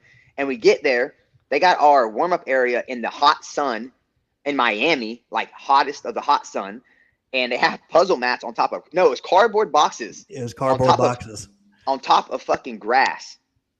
Meanwhile, right next to us is a $2 million satellite truck that they're letting the VIPs go in and drink and eat. And I'm like, you gotta be fucking kidding me.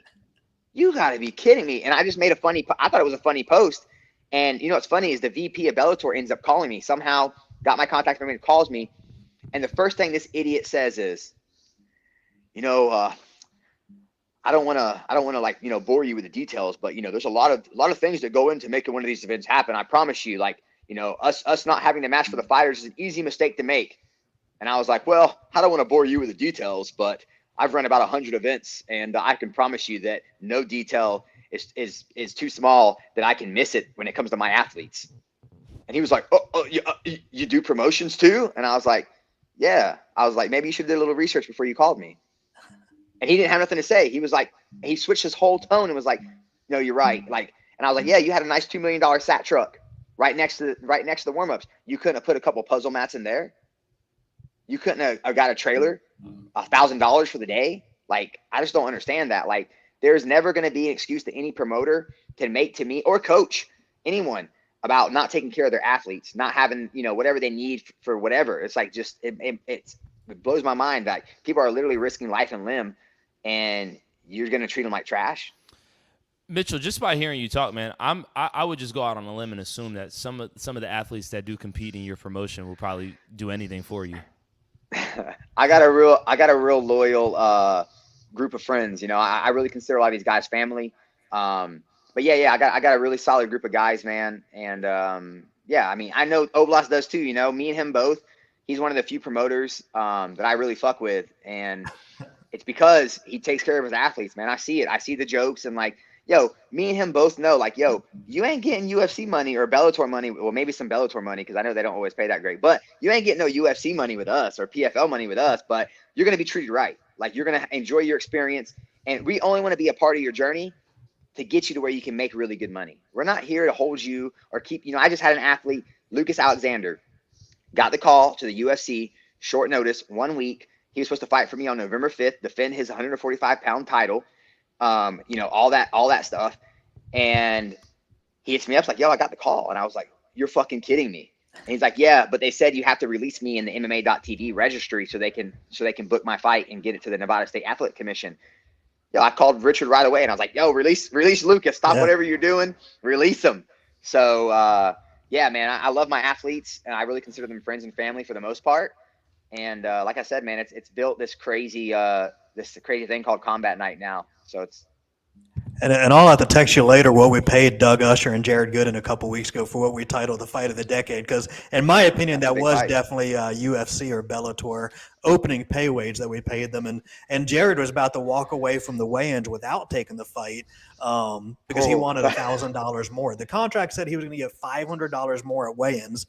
His manager was sitting there saying he'd walk unless he got $1,000. So Doug Usher paid a $500, and then we covered the other $500 just to make the fight happen. So it was one of those interesting cases that led up to where we are now, talking about should fighters get paid or not get paid.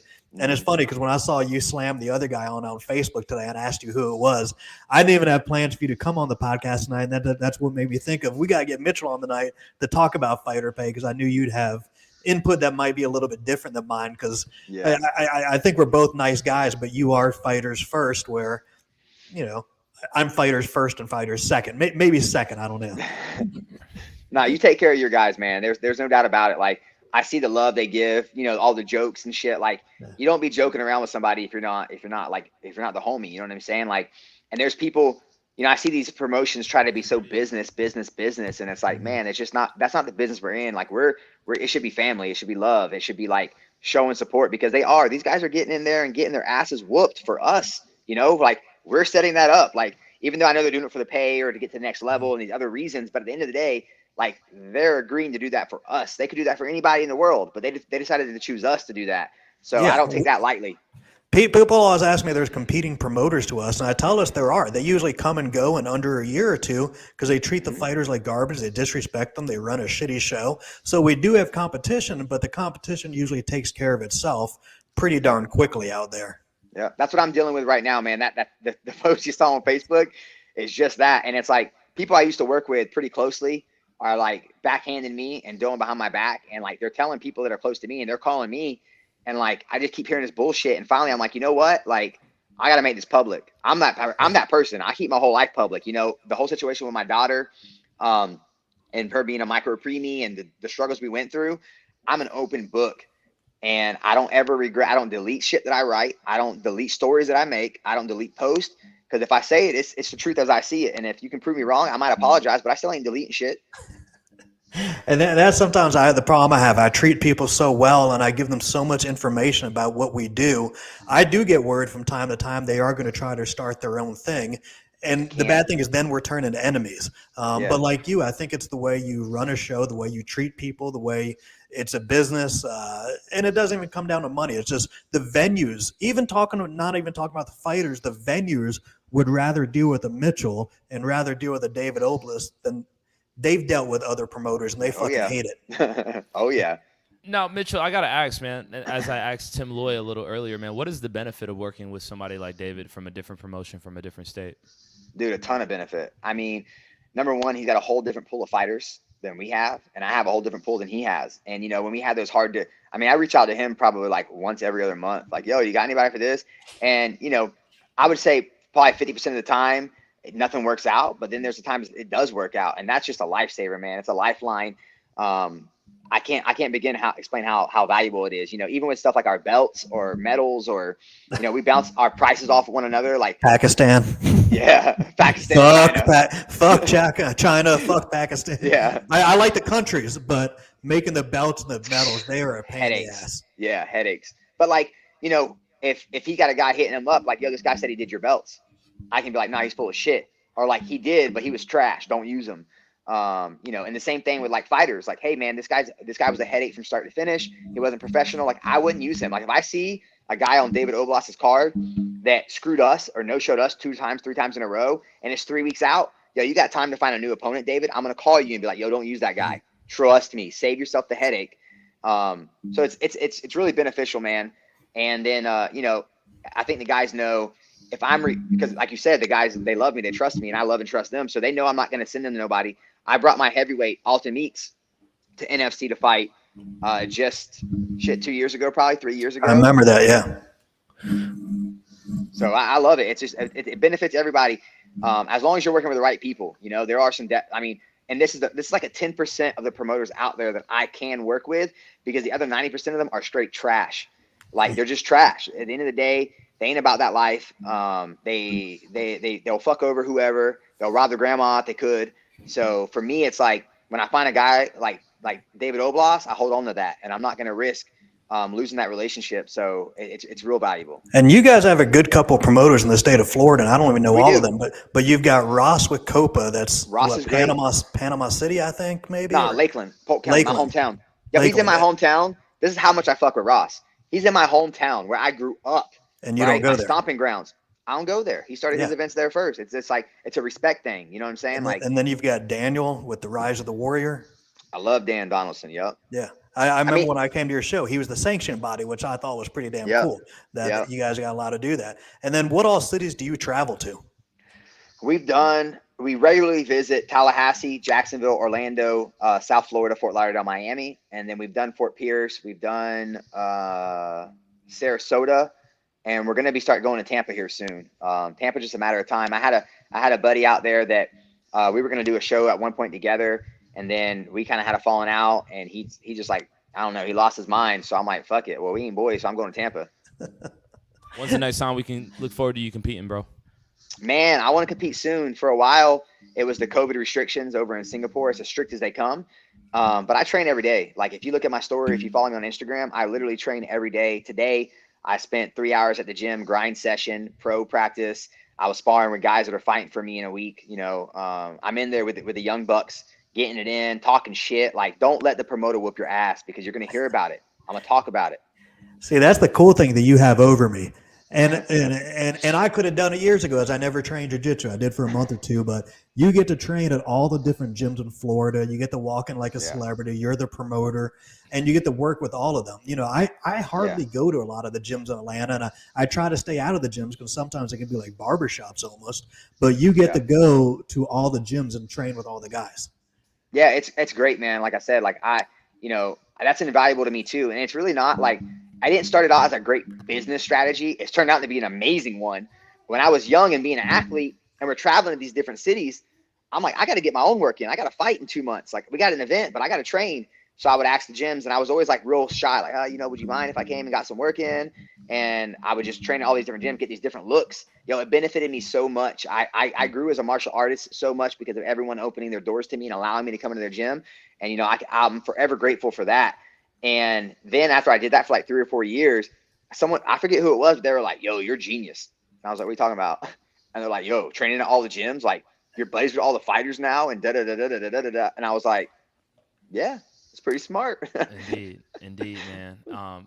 If you already didn't, you have a new Instagram follower in me after this dope dialogue, man. I really respect you, Mitchell. Chamale, not Tamale, Chamale. There you go. Yo, for just being a Fighters First promoter, man, and just putting on for just filling the gap from what you saw as a fighter and now as a promoter, giving other fighters that common courtesy that you would have liked as you were coming up, man. And I hope that everybody's getting their picture, their T-shirt, and just that moment. Because just like you, man, like, I noticed that these fighters just want that moment. Yeah, they deserve it, man. They deserve it. After all that work, they deserve that moment, man. So shout out to you, man. We appreciate you for joining us here on NFC Now, David.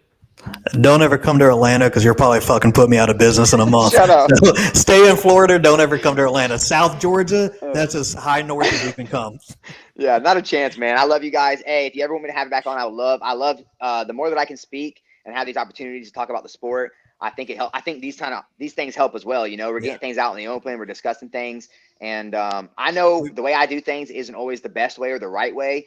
So I can always improve. So I love talking to guys like Oblas. You know, I never have a conversation with him where I don't feel like I'm coming out of it with just a little bit more knowledge about the sport. We should have a podcast that's dedicated to scumbag promoters and write down the stories that we've seen, and then just have a podcast where we talk about them. We won't include names. We'll just tell the stories. Yeah, I'm gonna be real with you. I'll include names. I don't give a fuck. Like, if David, I feel like you drop names too. I feel like you'll drop a couple names too, Dave. Man, Julian, you were lucky you didn't know me 15 years ago. 15 years ago, when he was talking about Brett Moses, I would put about Brett Moses everywhere on the internet. Fuck that guy. He's a sanctioned body. He's the promoter. He won't let me sanction. He won't let me promote fights. That's when I had to go to all legislator and get things changed. And that wasn't even Facebook. That was MySpace. I had to post shit every damn day on MySpace. And then I don't know if you remember the ISCF had a message board. Back then was message boards where you had to go post stuff and you could use a fake name. And everyone was going like, Oblas is using a fake name. And I'd pop on there and say, no, I'm not. I'm using my real name. This is me being an asshole with my real name. Why would I use a fake name? Like, you know, so yeah, that was fun times back then. But, sure. And Mitchell, to your point, that's why we do NFC Now, man, to give the fighters, everybody associated with the National Fighting Championship and the people that are here, and even yourself, man, people that run different organizations around the country, a platform to go ahead and speak, man. It's important. And I just noticed just over the last couple of weeks of us doing this, every fighter that gets on here, they just appreciate the opportunity to get out and just share their story about their why. Because I think that's the most important to me as a journalist, somebody who rarely trains, but I just admire the fighters. Just going out there and just listening to their whys was what's most important. That's what I just determined. Our next episode is going to be how fighters and promoters dealt with COVID. How you had to change your business plan as a fighter, a gym, or a promoter of COVID. Because Mitchell's probably got the best story in the United States. I'm going to hold it till next time we talk, but Mitchell was the first promoter in the country that ran a fight during COVID, which modeled the UFC coming to Florida with not a lot of people. I think a lot of people know that, but a lot of people don't. So a lot of locals know it. Mitchell became a local legend for running that show with no fans.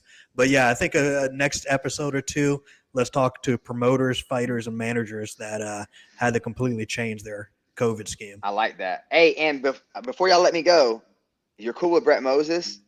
I'm not cool with him, but we talk. Well, y'all talk. Just tell him, like, yo, you got to do me a solid. Find this fucking video.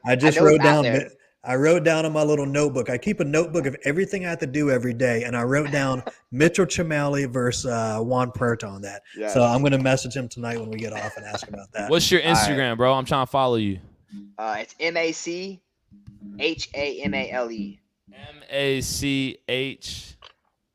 MACHAMALE. So like Mac, MAC Mac, and then my last name, HAMALE. Yep. And because we don't compete at all, because we're two different states. You should think about starting your own podcast down there, man. Since we've done it, it's been all positive. We've got a lot of fighters exposure, so it's been cool. Think about doing your own podcast, and I think it'll go well for you. I want to, man. I want to. I did a couple lives on Instagram with fighters and shit, and that was a lot of fun during COVID because I didn't have shit else to do. It might be something we hit up in the near future. I've got to find the right co-host, man. You got to find the right journalist co-host, man. They don't pick them. They don't grow them on trees, brother. I've got Mitchell Chamale, man. We appreciate you for joining us, brother. For sure, man. I can talk to you guys all day. Have a good night. Hold it down. Bye. That's Mitchell Chamale. I'm Julian Virgin. That's David Oblas. This is NFC Now. Mitchell, fascinating character. I really enjoyed him having him on. Yeah, I thought that might be a problem. Going from one topic with him, just talking about fighter pay, and I knew as much as he talks and as much energy as he brings, I knew fighter pay would be like that, and we talk about everything else. But I think we should definitely have him on again to talk about either COVID or just simply talk about his promotion and running the first promotion of the fight in the country during COVID with 0 fans out there, which is pretty dope. I think that would be super interesting. I definitely look forward to having him on. He seems like somebody that is willing to give us everything that we would like here on a pod as we continue to keep it moving. Again, we do NFC Now each and every Monday here live. We're on a certain platform, but we are also streaming on Facebook and YouTube. Should I give StreamYard some love? Might as well. Go ahead, drop StreamYard too. Shout out to StreamYard. Dave is reporting live from Studio B. Is that what you call it? Studio B, sure. The penthouse. I don't know if y'all ever been over David's house. This thing is laid. It's laid. And stepping up next to the NFC Now platform, the champ is here ahead of his. Is this going to be your professional debut, brother? It is. Josh, the Dozier, Koser, goatee is looking healthy, man. Look like you just put that Just for Men on there, my man. That thing is looking clean and clear and colored. What's up, my bro? Yeah, I had a little beard oil I had to put in there earlier. You know what I mean?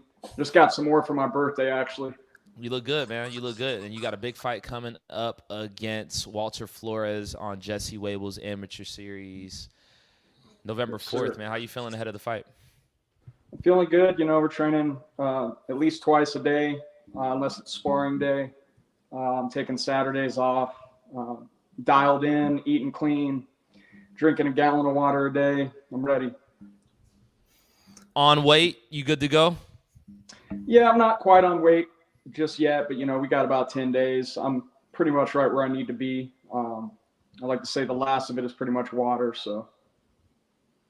Do we call you Josh or call you the Dozer or just call you Jesse's BFF? Definitely not the last one. Yeah, I mean, whatever you think, man. Josh, Joshua, Dozer, Koser. How many fights have you had for the NFC? Do you know? That's a good question. I want to say all of them except for like maybe my first 5. So probably 10, maybe 11. What was the worst show without telling the name? What was the worst, shittiest, most unorganized show you fought for? And tell us the story why it sucked. Man, I was hoping you wouldn't call me out on that. I would have to say. You don't have to say the name of the promoter if you don't want to. It was a promotion out in Athens. I was actually cool with the guy at first, but it was just kind of run a little bit politically. The guy's brother was in the promotion, and they tried to set up a fight between me and him, and there was this big fiasco regarding the belt and like carrying it out and stuff. And I think it was just a lot of it had to do with just budget, I think. But when we talk about politics and promotions, one could obviously say that, you know, you and Jesse, which is NFC's lead matchmaker, that could be a conflict of interest, man. From my perspective, Jesse hasn't given you any easy fights. From my perspective, and you'll go in there with killers. You went in there with Malcolm Wellmaker. You went in there with Nathan Rivera. You go in there with anybody who's called, man. What would you say to those who would kind of raise an eye, knowing that, you know, some, a.k.a. David Oblas, could consider you Jesse's BFF? Yeah, I mean, we were actually just talking about this the other day. If anybody thinks that I have any kind of political advantage with the NFC because me and Jesse grew up, just haven't seen my resume as an amateur. I mean, literally every fight I've taken was against somebody well respected from a good gym, a good background. If anything, he's thrown me to the lion's den every time I've set out to compete. Matter of fact, he doesn't let me take easy fights because that would make both of us look bad. So, you know, I don't really care if anybody says that, but the real ones know. And outside even the level of fights, some people think that we affect the judges or the referees. And I've said this a million times. I think people are actually finally understanding it when they watch the UFC and when they saw Sugar Sean O'Malley get the win last week. No promotion picks the referees or judges. The only people that picks the referees and judges is the athletic commission. The athletic commission assigns them. I don't even know till the day before the fight who's working. I don't know till that night which referee is going to ref which fight. All I know is who to write the checks to. So even if you are best friends with Jesse, even outside of looking at the level of opponents, we have absolutely zero influence on the judges or referees, and more people need to understand that. Yeah, big facts. I mean, it's all a government-based organization when it comes to the everything that goes outside of your hands. I mean, it has nothing to do with you. And, I mean, pretty much Jesse's job is to get me a fight. You're supposed to promote it. Everything else is out of our hands, the judges, the refs. So it just never made any sense to me, anybody that's ever said that, you know, because every fight I've taken has been a tough one. Josh, you have a decorated amateur career. What made this the time to go to the professional ranks? I think it was just a timing thing. I've been wanting to go pro for a couple of years. I just don't think I was ready. I had a lot of other stuff I was dealing with, I was in between jobs, relationships, and living situations. So, I just had to make a call on when the right time, or for the right time. And now seems like the right time. Your opponent, Walter Flores. We had Jesse Wable on a little earlier. Walter was basically throwing the same shade that we just addressed a little earlier, that the promotion's against him. Everybody's against him, man. What do you think about your opponent? Not only just outside the cage, but inside the cage, man. His skills and what she's possessing, and how are you? Well, I don't even think that makes sense, because I was set to fight somebody else before that. So it really had nothing to do with anybody being against him. I think just some people have to get hyped up before a fight, and they have to kind of make themselves. I don't have to do that. I'm ready to fight anytime. So I don't know. I don't really care about all that. I mean, just look up my resume as an amateur. Yeah, because you were originally scheduled to fight Josh Maher. Josh Maher from ATT Lima. He pulled out for the bare knuckle fight, and Diego Lima from ATT is the one that suggested Walter. So it's not even something that I controlled, Jesse controlled, you controlled. It's one guy from the gym popped out, and then another one popped in. As convenient as that. Yeah, and that was the second time we were set to fight too. Not a lot of people know. A couple years ago, he came down with an ankle injury, so that was 2 times he pulled out. I mean, I get it. Josh is cool. But it just kind of left me hanging because I got a lot of ticket sales on the line. And so I'm thankful Walter stepped up. I don't know what he's saying, but I'm glad he stepped up, and we'll see what happens when we get to the weigh-ins. We look forward to having Walter on NFC Now so he can give his side of the story, because it's only respectful, man. We have you on the show. We got to have your opponent on the show, man, just to talk. Now, one of the last times, maybe not the last time Jesse Wable's amateur series was at Tannery Row, but a very memorable time you had at Tannery Row was your fight against Malcolm Wellmaker, man. Could you just relive those memories as you about to walk back into that same venue? Oh, yeah, there was a lot of pressure on the line. It was Tannery Row is kind of like SVG's. I like to think of it as like our home stadium. It's right up the road. We always sell out tickets. So there was a lot of pressure there. Usually I do pretty good under pressure. And I don't even think it was the pressure that got to me. I felt like I was doing good. He had a surprisingly good takedown defense, and my game plan was to get him down. I thought I was doing good in the first round, and then I just started feeling those leg kicks. And by the time I was able to read that, try to start checking him, my leg was just dead, and I couldn't even lift it up. And what really got me was in between the second and third round, like I thought I was okay. But what psyched me out was when I looked at my shin and I saw this knot like this big on it. And so psychologically, that's when it kicked in the middle of the fight in that third round. So, I mean, it was a tough loss, but I mean, there's no shame in it. I got an amazing support system with SPG, everybody in the NFC, my family, friends, and they were all out there to support me, win or loss. You came back a couple months later, and you took a fight on short notice against Nathan Rivera at the district. What was it, 3 days notice? Yes, I think 2. 2 or 3 days notice, man. You came in and you got the victory. You held the belt. I actually train at SPG Atlanta, and it's. I heard about that, man. Welcome. Hey, respect. I was wondering when it was going to come out. This is when it came out. I'll see you up there. Indeed, man. Respect to the gang, but I definitely see your blown up picture with the belt in your hands, man. Could you just relive that moment, man? Just the lead up to the fight, and then actually retaining the belt that night. I try to relive that every day, but no, it was just kind of sudden. I was at work. I wasn't planning on fighting for a couple of months. I still had some pain in my leg. But Jesse hit me up and he said, "Hey man, I got this opportunity for you. So-and-so backed out, this would be a good chance for you to get your redemption." And I thought about it, part of me was like, dude, don't do it. I mean, you're going to get hurt. And then the other part of me was like, well, maybe, so I talked it over with my coach and my coworkers and just went for it, man. Because I kind of knew in my stomach I wanted to go for it anyway, but people don't realize there's a lot on the line. There's medical bills.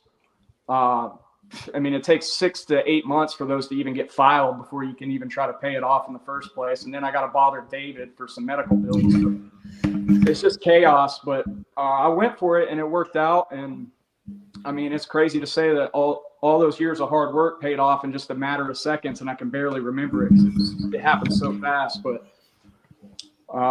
Yeah, it was great. I think the more memorable time for me was not your fight at Tannery Row, but the fight where you climbed over the cage. Why don't you tell people about that didn't get the opportunity to see that live?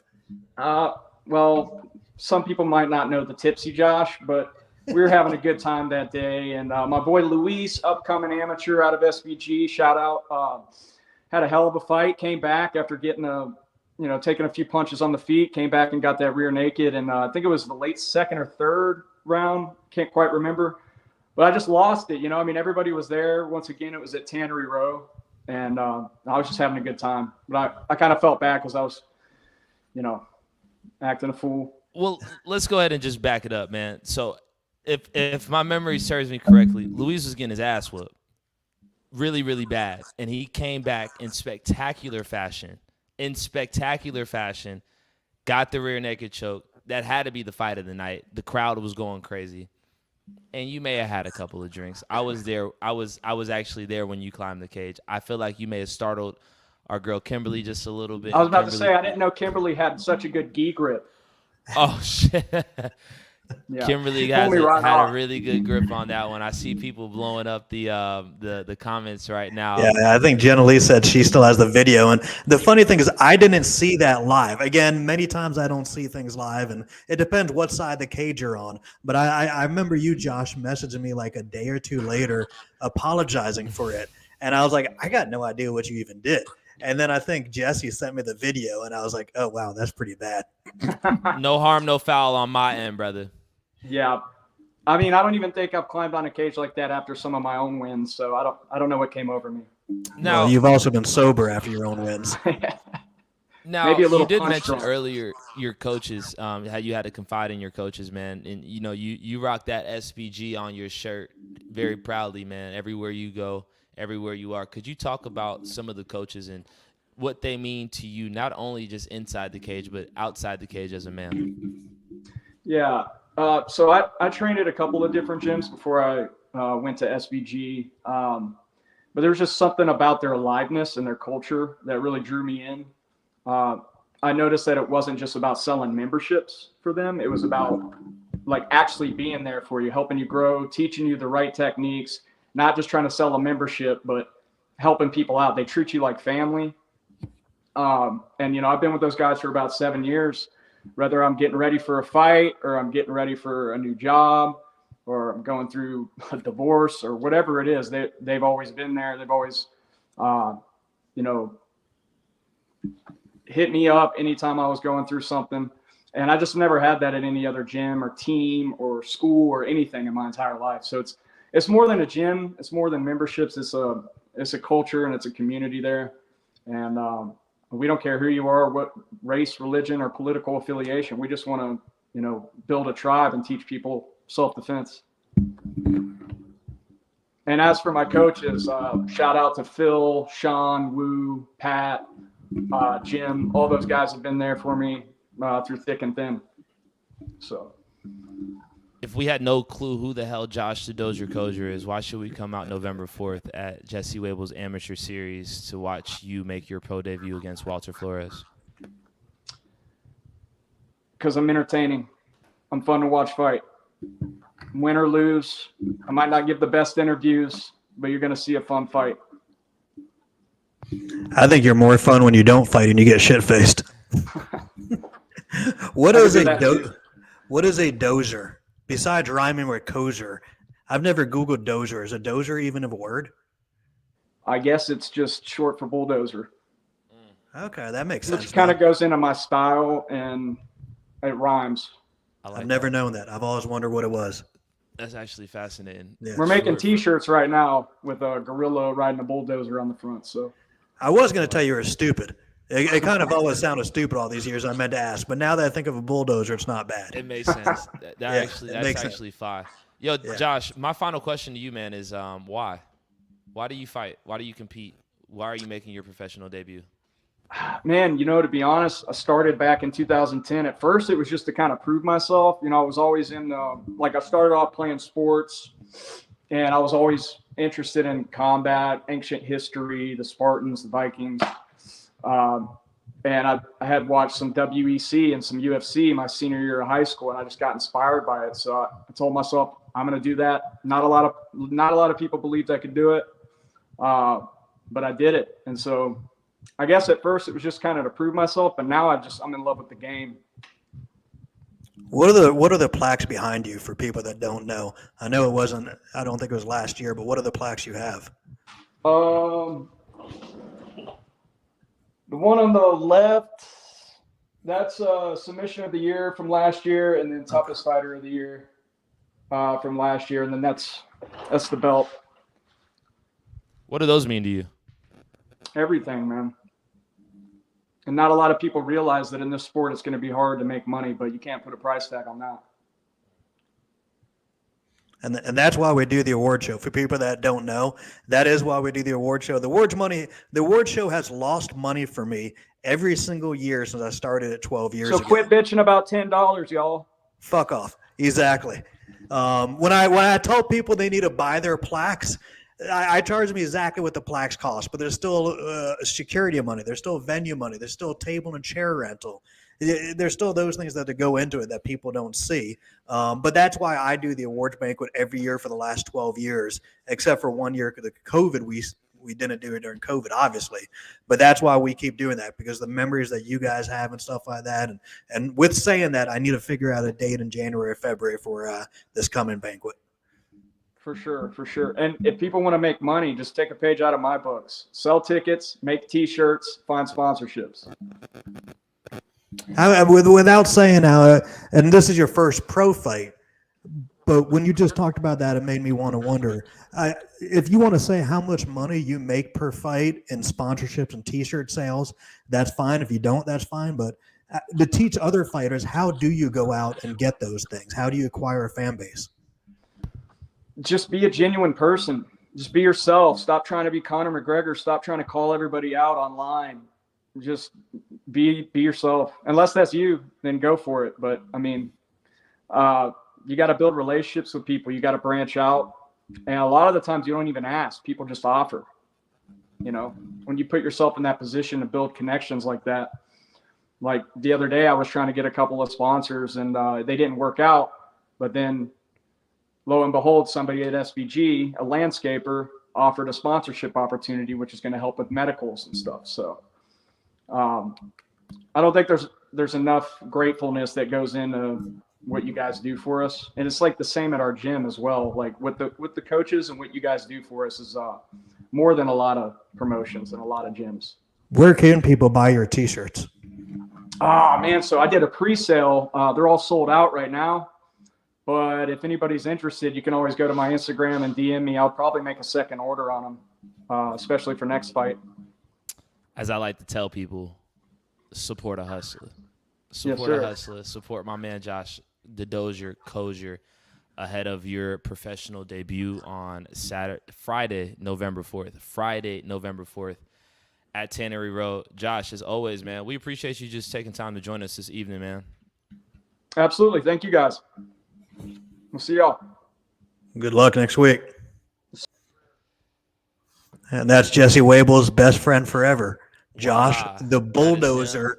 I like the way you put it, though. It was like, look, and I think somebody's in the comments, too. Like, I hate when people think that you're taking care of someone because you're friends with them. Is it all right if I post that? Yeah, I think that's actually Mitchell Chamale. So I was just texting with Jenna Lee. Can you see on your screen the name of the person, or does it only show Facebook user? It only shows Facebook user on my end. Yeah, so on our portal here, that's all it shows. But if I use my phone and I log into Facebook, I can see the name of the person. And I think that was Mitchell Chamale there that made that comment there. Yeah, I think that holds true, man. At the end of the day, you still do have to fight, and it's still a fist fight. And, I mean, look. Jesse Except Wable right now I see Stephen Cook. He said, get me on the pod. So Stephen Cook's name is the first name that shows up. So we need to see how Stephen Cook's name shows up and no one else's does. It's kind of weird. Oh, that is interesting. Now, I'm seeing Nate Williams is hitting us up on YouTube. I see everybody. Well, I see Felicia Quick. I see Pamela D. Hanna. Shout out to them. I've seen those earlier, so I don't know why it changed to Facebook don't know user what's for going me in the on, last man. term. So I used to have my big screen hooked up to it where I could view it. And for y'all are like a special. Y'all seeing behind the scenes right now. We should be charging $1.99 for each minute me and Julian converse. But if I hooked it up to my big screen, then I could see right in front of me the name of the person. I didn't do that today, so I got to keep flipping on my phone to see who makes those comments. So it is what we'll it work is, through man. that. We had Jesse Wable, Tim Lloyd, Mitchell, Chamale, and Josh Koser on today's show, man. What were your thoughts? I thought it was cool. I mean, it was our first time talking to promoters. We had 2 on in one episode. Tim to promote this Saturday's fight, but I got a couple texts about Mitchell. I'm not going to lie. I got a couple texts about Mitchell that they loved his energy and we should have him on more often. And I even suggested to him that maybe in Florida he start his own podcast. Don't ever come to Atlanta with a fight night and don't ever come to Atlanta with a podcast. You do your own stuff in Florida and I'll keep giving you advice. You ever come to Georgia, I'm going to kill you. I definitely agree with everybody who was texting you, man. I thought Mitchell had amazing energy, and I really loved the way he was like fighter first. And obviously he opposed your stance on it with the opposition, and I think that's good for the show. Nonetheless, if everybody's yes man and you, Dave, it doesn't make this thing interesting. I think agree. that he had an opposing view of you. And I want to know what your pushback to that is. What's your response? I really don't have a pushback. My pushback is I wish the athletic commissions would form one answer so it didn't have to come down to promoters. I wish the athletic commission, I've asked them before, and they said they will not get involved in individual contracts. I don't think it's an individual contract. I think the athletic commissions need rules. I think there should be a rule if a guy shows up at weigh-ins, he gets X amount of purse money. If it falls out within 48 hours, it's X percentage. If it falls out the week of, it's X percentage. So that way Mitchell and I and Tim Loy and other promoters didn't have to make this decision because it might make us look like an asshole to one guy, but not like the other guy. If we have, and I'm just using the gym, SBG, if we have 2 guys from SBG, we might treat them completely different. Maybe because it's one guy, it's his first ever pro fight for us. He just moved here. We've never dealt with him before. Another might be Josh Koser, who spent his entire amateur career fighting for us. If Josh's fight falls through on a Tuesday, I might pay him 100%. Where if there's a debut guy that fights for us from SBG, I might not give him a damn penny. It might be just completely different scenarios, and that's what I hate about the sport. From what I'm hearing, it sounds like a lot of it is just discretion. Yeah, and the promoter's discretion. Right, and I wish the athletic commission would take the discretion away, and I wish the athletic commission would tell us exactly what we have to do in that kind of case. That way we never have to discuss it with fighters or trainers. That's what I wish would happen. Indeed. Well, I wish that everybody that is tuned into today's pod and every week's pod that we do every Monday, NFC Now, here on Facebook Live and on YouTube, for y'all to just go ahead and let us know what you think about our conversation. Should fighters get paid to show up at weigh-ins, or should they get paid to actually walk into the cage? What are your thoughts? David's made his position clear. We had Mitchell make his position clear. Wable saw both sides of the argument, being that he's a fighter and now he's a matchmaker. I think it's a very fascinating dialogue that can continue to just spawn more dialogue on whatever social media platform that you're listening on. My final thoughts from today's show were, and were you about to say something, Dave? What's up? I was about to say Jesse Wable's a former fighter. You can't still call him a fighter. At some point, you got to take that label off. Until Okay. Jesse, All right, that's Jesse fair. has That's fair. teased, Former fighter. Jesse has teased the fact that he might fight again. When that happens, we can call him a fighter. But now we got to call him a former fighter. That's fair. Yeah. Former fighter. Former fighter my Jesse thoughts Wable. from today's show. First of all, I really love the way that we had promoters on. I think that gives the listener and the community a different perspective to view things from. Dave, obviously you're the man in charge. You're the head honcho. You know what I'm saying? But having other promoters comes on, it gives us a little bit more insight to what you actually do, and makes you a lot more human. You know, obviously you're human. You crack jokes with us. You're very self-deprecating. But at the end of the day, it's like when you have another promoter on, it's like, okay, now we can see where Dave's coming from, because you have other people that are there to, make it make more sense. And we have promoters from all different types of spectrums. Tim Loy, not a former fighter, just a big wrestling fan that got into it. And then you had Mitchell Chamale, who is actually a fighter. And, you see different ways of doing things. And I could see why you would want to team up with different promotions from different regions here in the country. And Josh, it's funny when I've told you sometimes about promoters we don't get along with, or promoters that are scumbags, you've kind of told me, man, I wish you'd had told me that before this or that. And sometimes I don't like to talk about the people I don't get along with or people that we don't support, but there are some out there, and we do our best to keep people away from them. But yeah. Yeah, I mean, look, you gotta. Yeah, because I'm friendly with everybody, and so you just gotta let me know something. But it is what it is. Having Josh Koser on, I think Josh is an example of what good can come from the NFC. I think he said it perfectly well. He was like, look, we don't get paid much, but these plaques that are sitting behind me, these are what means the most to me. And I thought that was super well said, man. I thought that meant the world. And I think Mitchell hit on it too earlier about how, a lot of these fighters know they're not going to go to the next league level, but like just giving them that moment, that time, that introduction, that fight poster, that fight promotion, that fight video that Jenna Lee does, like that means the world to them. So if we can just give them that while we're there at the show, we're doing our job. I feel like I'm doing my job if I can give a fighter a memory, that fight card from after their fight with the scores. You know what I'm saying? And maybe when your hair gets to my hair, when you get to be 40 and over, you'll be able to see more of your plaque in the background right there. So, people know you have a plaque right there back there. So you know what? That's actually not my plaque. That's Jenna Lee's plaque. But I feel like shared community. It looks good for the shot. She was media of the year. Maybe this year I might be in running. No pressure. There's no pressure here, man. I used to do announcer. So I used to do other categories, and there used to be an announcer of the year. But back in the old days, no one else would get that but Jose. Indeed. I used to do a doctor of the year, which would always be Dr. Traub. So I used to do a matchmaker of the year, which would only be Jesse. So we got rid of some categories out there. It might be time we bring some back. But it's not only about the fighters getting the recognition, not getting paid. I mean, everyone from top to bottom, I say it all the time, that works for the NFC or works for Aries FC or works for Combat Night probably gets paid less than if they were going to do other things out there. But it's the whole family environment, it's the whole seeing it from the bottom to the top and being a part of the fight promotion. We don't have the ability to pay what UFC does or University of Georgia or Atlanta. What's the soccer team here? I can't remember. United. We don't pay as much of those things, and there's just not the money in there in a small time promotion. But everyone wants to be a part of it.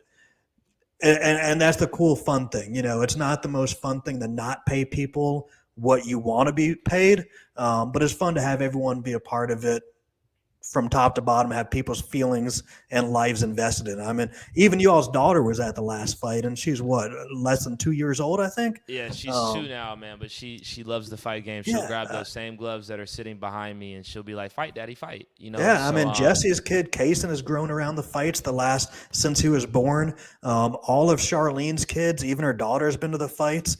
So, yeah, that's just a pretty cool thing. The paychecks suck. I'll tell you this. My dad always says, reason, season, lifetime. There's no telling how long this will be going on. Mm-hmm. But the fact that we're able to just spend a season of our lives doing what we love to do on the pod, doing what I love to do, announcing, just being around the fighters, man, like that means the world. You know what I'm saying? Money's going to come and go, but just having an opportunity to get these reps, become better, and really tell the stories of those around a part of the National Fighting Championship is what matters the most. And use the fights to get more money in other gigs. I know you and Jenna Lee do a good job, but use what you get from the NFC to get a job bigger than the NFC. And I can look at Dr. Traub and Dr. Chris Hrotsky. They work my fights for very low money. I don't want to say what, but it's made them become UFC fight doctors and Bellator. Every time the UFC comes here, the first person they call is Dr. Traub, because he started out 16 years ago as my doctor at the NFC, and now he's on the athletic commission because he started out 16 years ago. So I've always said everything leads to something, and use the NFC to get to where you want to be. This is a feeder promotion, right? Yes. For lack of a better word, we want to Feeder make promotion, sure not only for the fighters, feeder promotion for everybody. Use me. Be a slut. Use me to get to the next bigger payday. Can't wait to continue to do such, man. So with that being said, David Oblas, I appreciate you for another great show here on NFC Now. We ask everybody who's tuned in at home to make sure you tell a friend to tell a friend to tell a friend that we do this each and every Monday evening. Hear it live on Facebook, YouTube, wherever you get it. We chop up the interviews. We put them back out there for everybody else to enjoy on a later date, man. But just make sure you continue to just be a part of our NFC community. Look at this. Look at this. I got to put that up there, Dave. Who's that? Do we know? I don't know. That is funny as hell, though. That is funny as hell. I want to log into my phone real quick and see who it is and get. Are you gonna call him out? Hey, while David is doing that, y'all make sure you go on NFCfighting.com. Got your tickets for Kiara West. Friday, November 4th's card. Yeah. So NFCfighting.com is where you get all your tickets. NFCfighting.com. Yep. For Jesse Wable's Amateur Series for NFC 151 at Tannery Row. I'm Julian Virgin. That's David Oblas. This is NFC Now. Until next Monday, peace. Jenna suggested we do the video before we go out, so I'm going to hit the video and then we're out. Yes. Mi nombre es Abraham Pérez. Voy a pelear con Chris Wynn el 4 de noviembre. So my name is Abraham Perez. I'm going to be fighting Chris Wynn on November 4th. My name is Chris Wynn. I'm the NFC Flyweight Champion, and I will be defending my belt November 4th against Abraham Perez. Honestly, I'm not attached to the belt, so I'm just looking at it as another fight. We're just here to prove to the people we're fighters, and what we can do is fucking amazing. And we're just trying to put our name out there, you know? Honestly, I see strengths everywhere. I do respect his wrestling, I respect his striking, I also respect his jiu-jitsu. I need to come out correct because he is skilled everywhere. I hope that it goes standing the whole fight. If not, I'm pretty sure he's gonna have a lot of trouble with like my wrestling and jiu-jitsu. I come to fight, I bring the fight, I want to finish every time. I'm not the type of person that will back down or to like get scared of a punch. I'm coming to kill, I'm not coming to play. I'm Chris Wynn, NFC's Flyweight Champion. Mi nombre es Abraham Pérez. Make sure you purchase your tickets at NFCfighting.com. El 4 de noviembre para Jesse Wable's Amateur Series. To watch me defend my belt November 4th. Y espero que les guste mucho.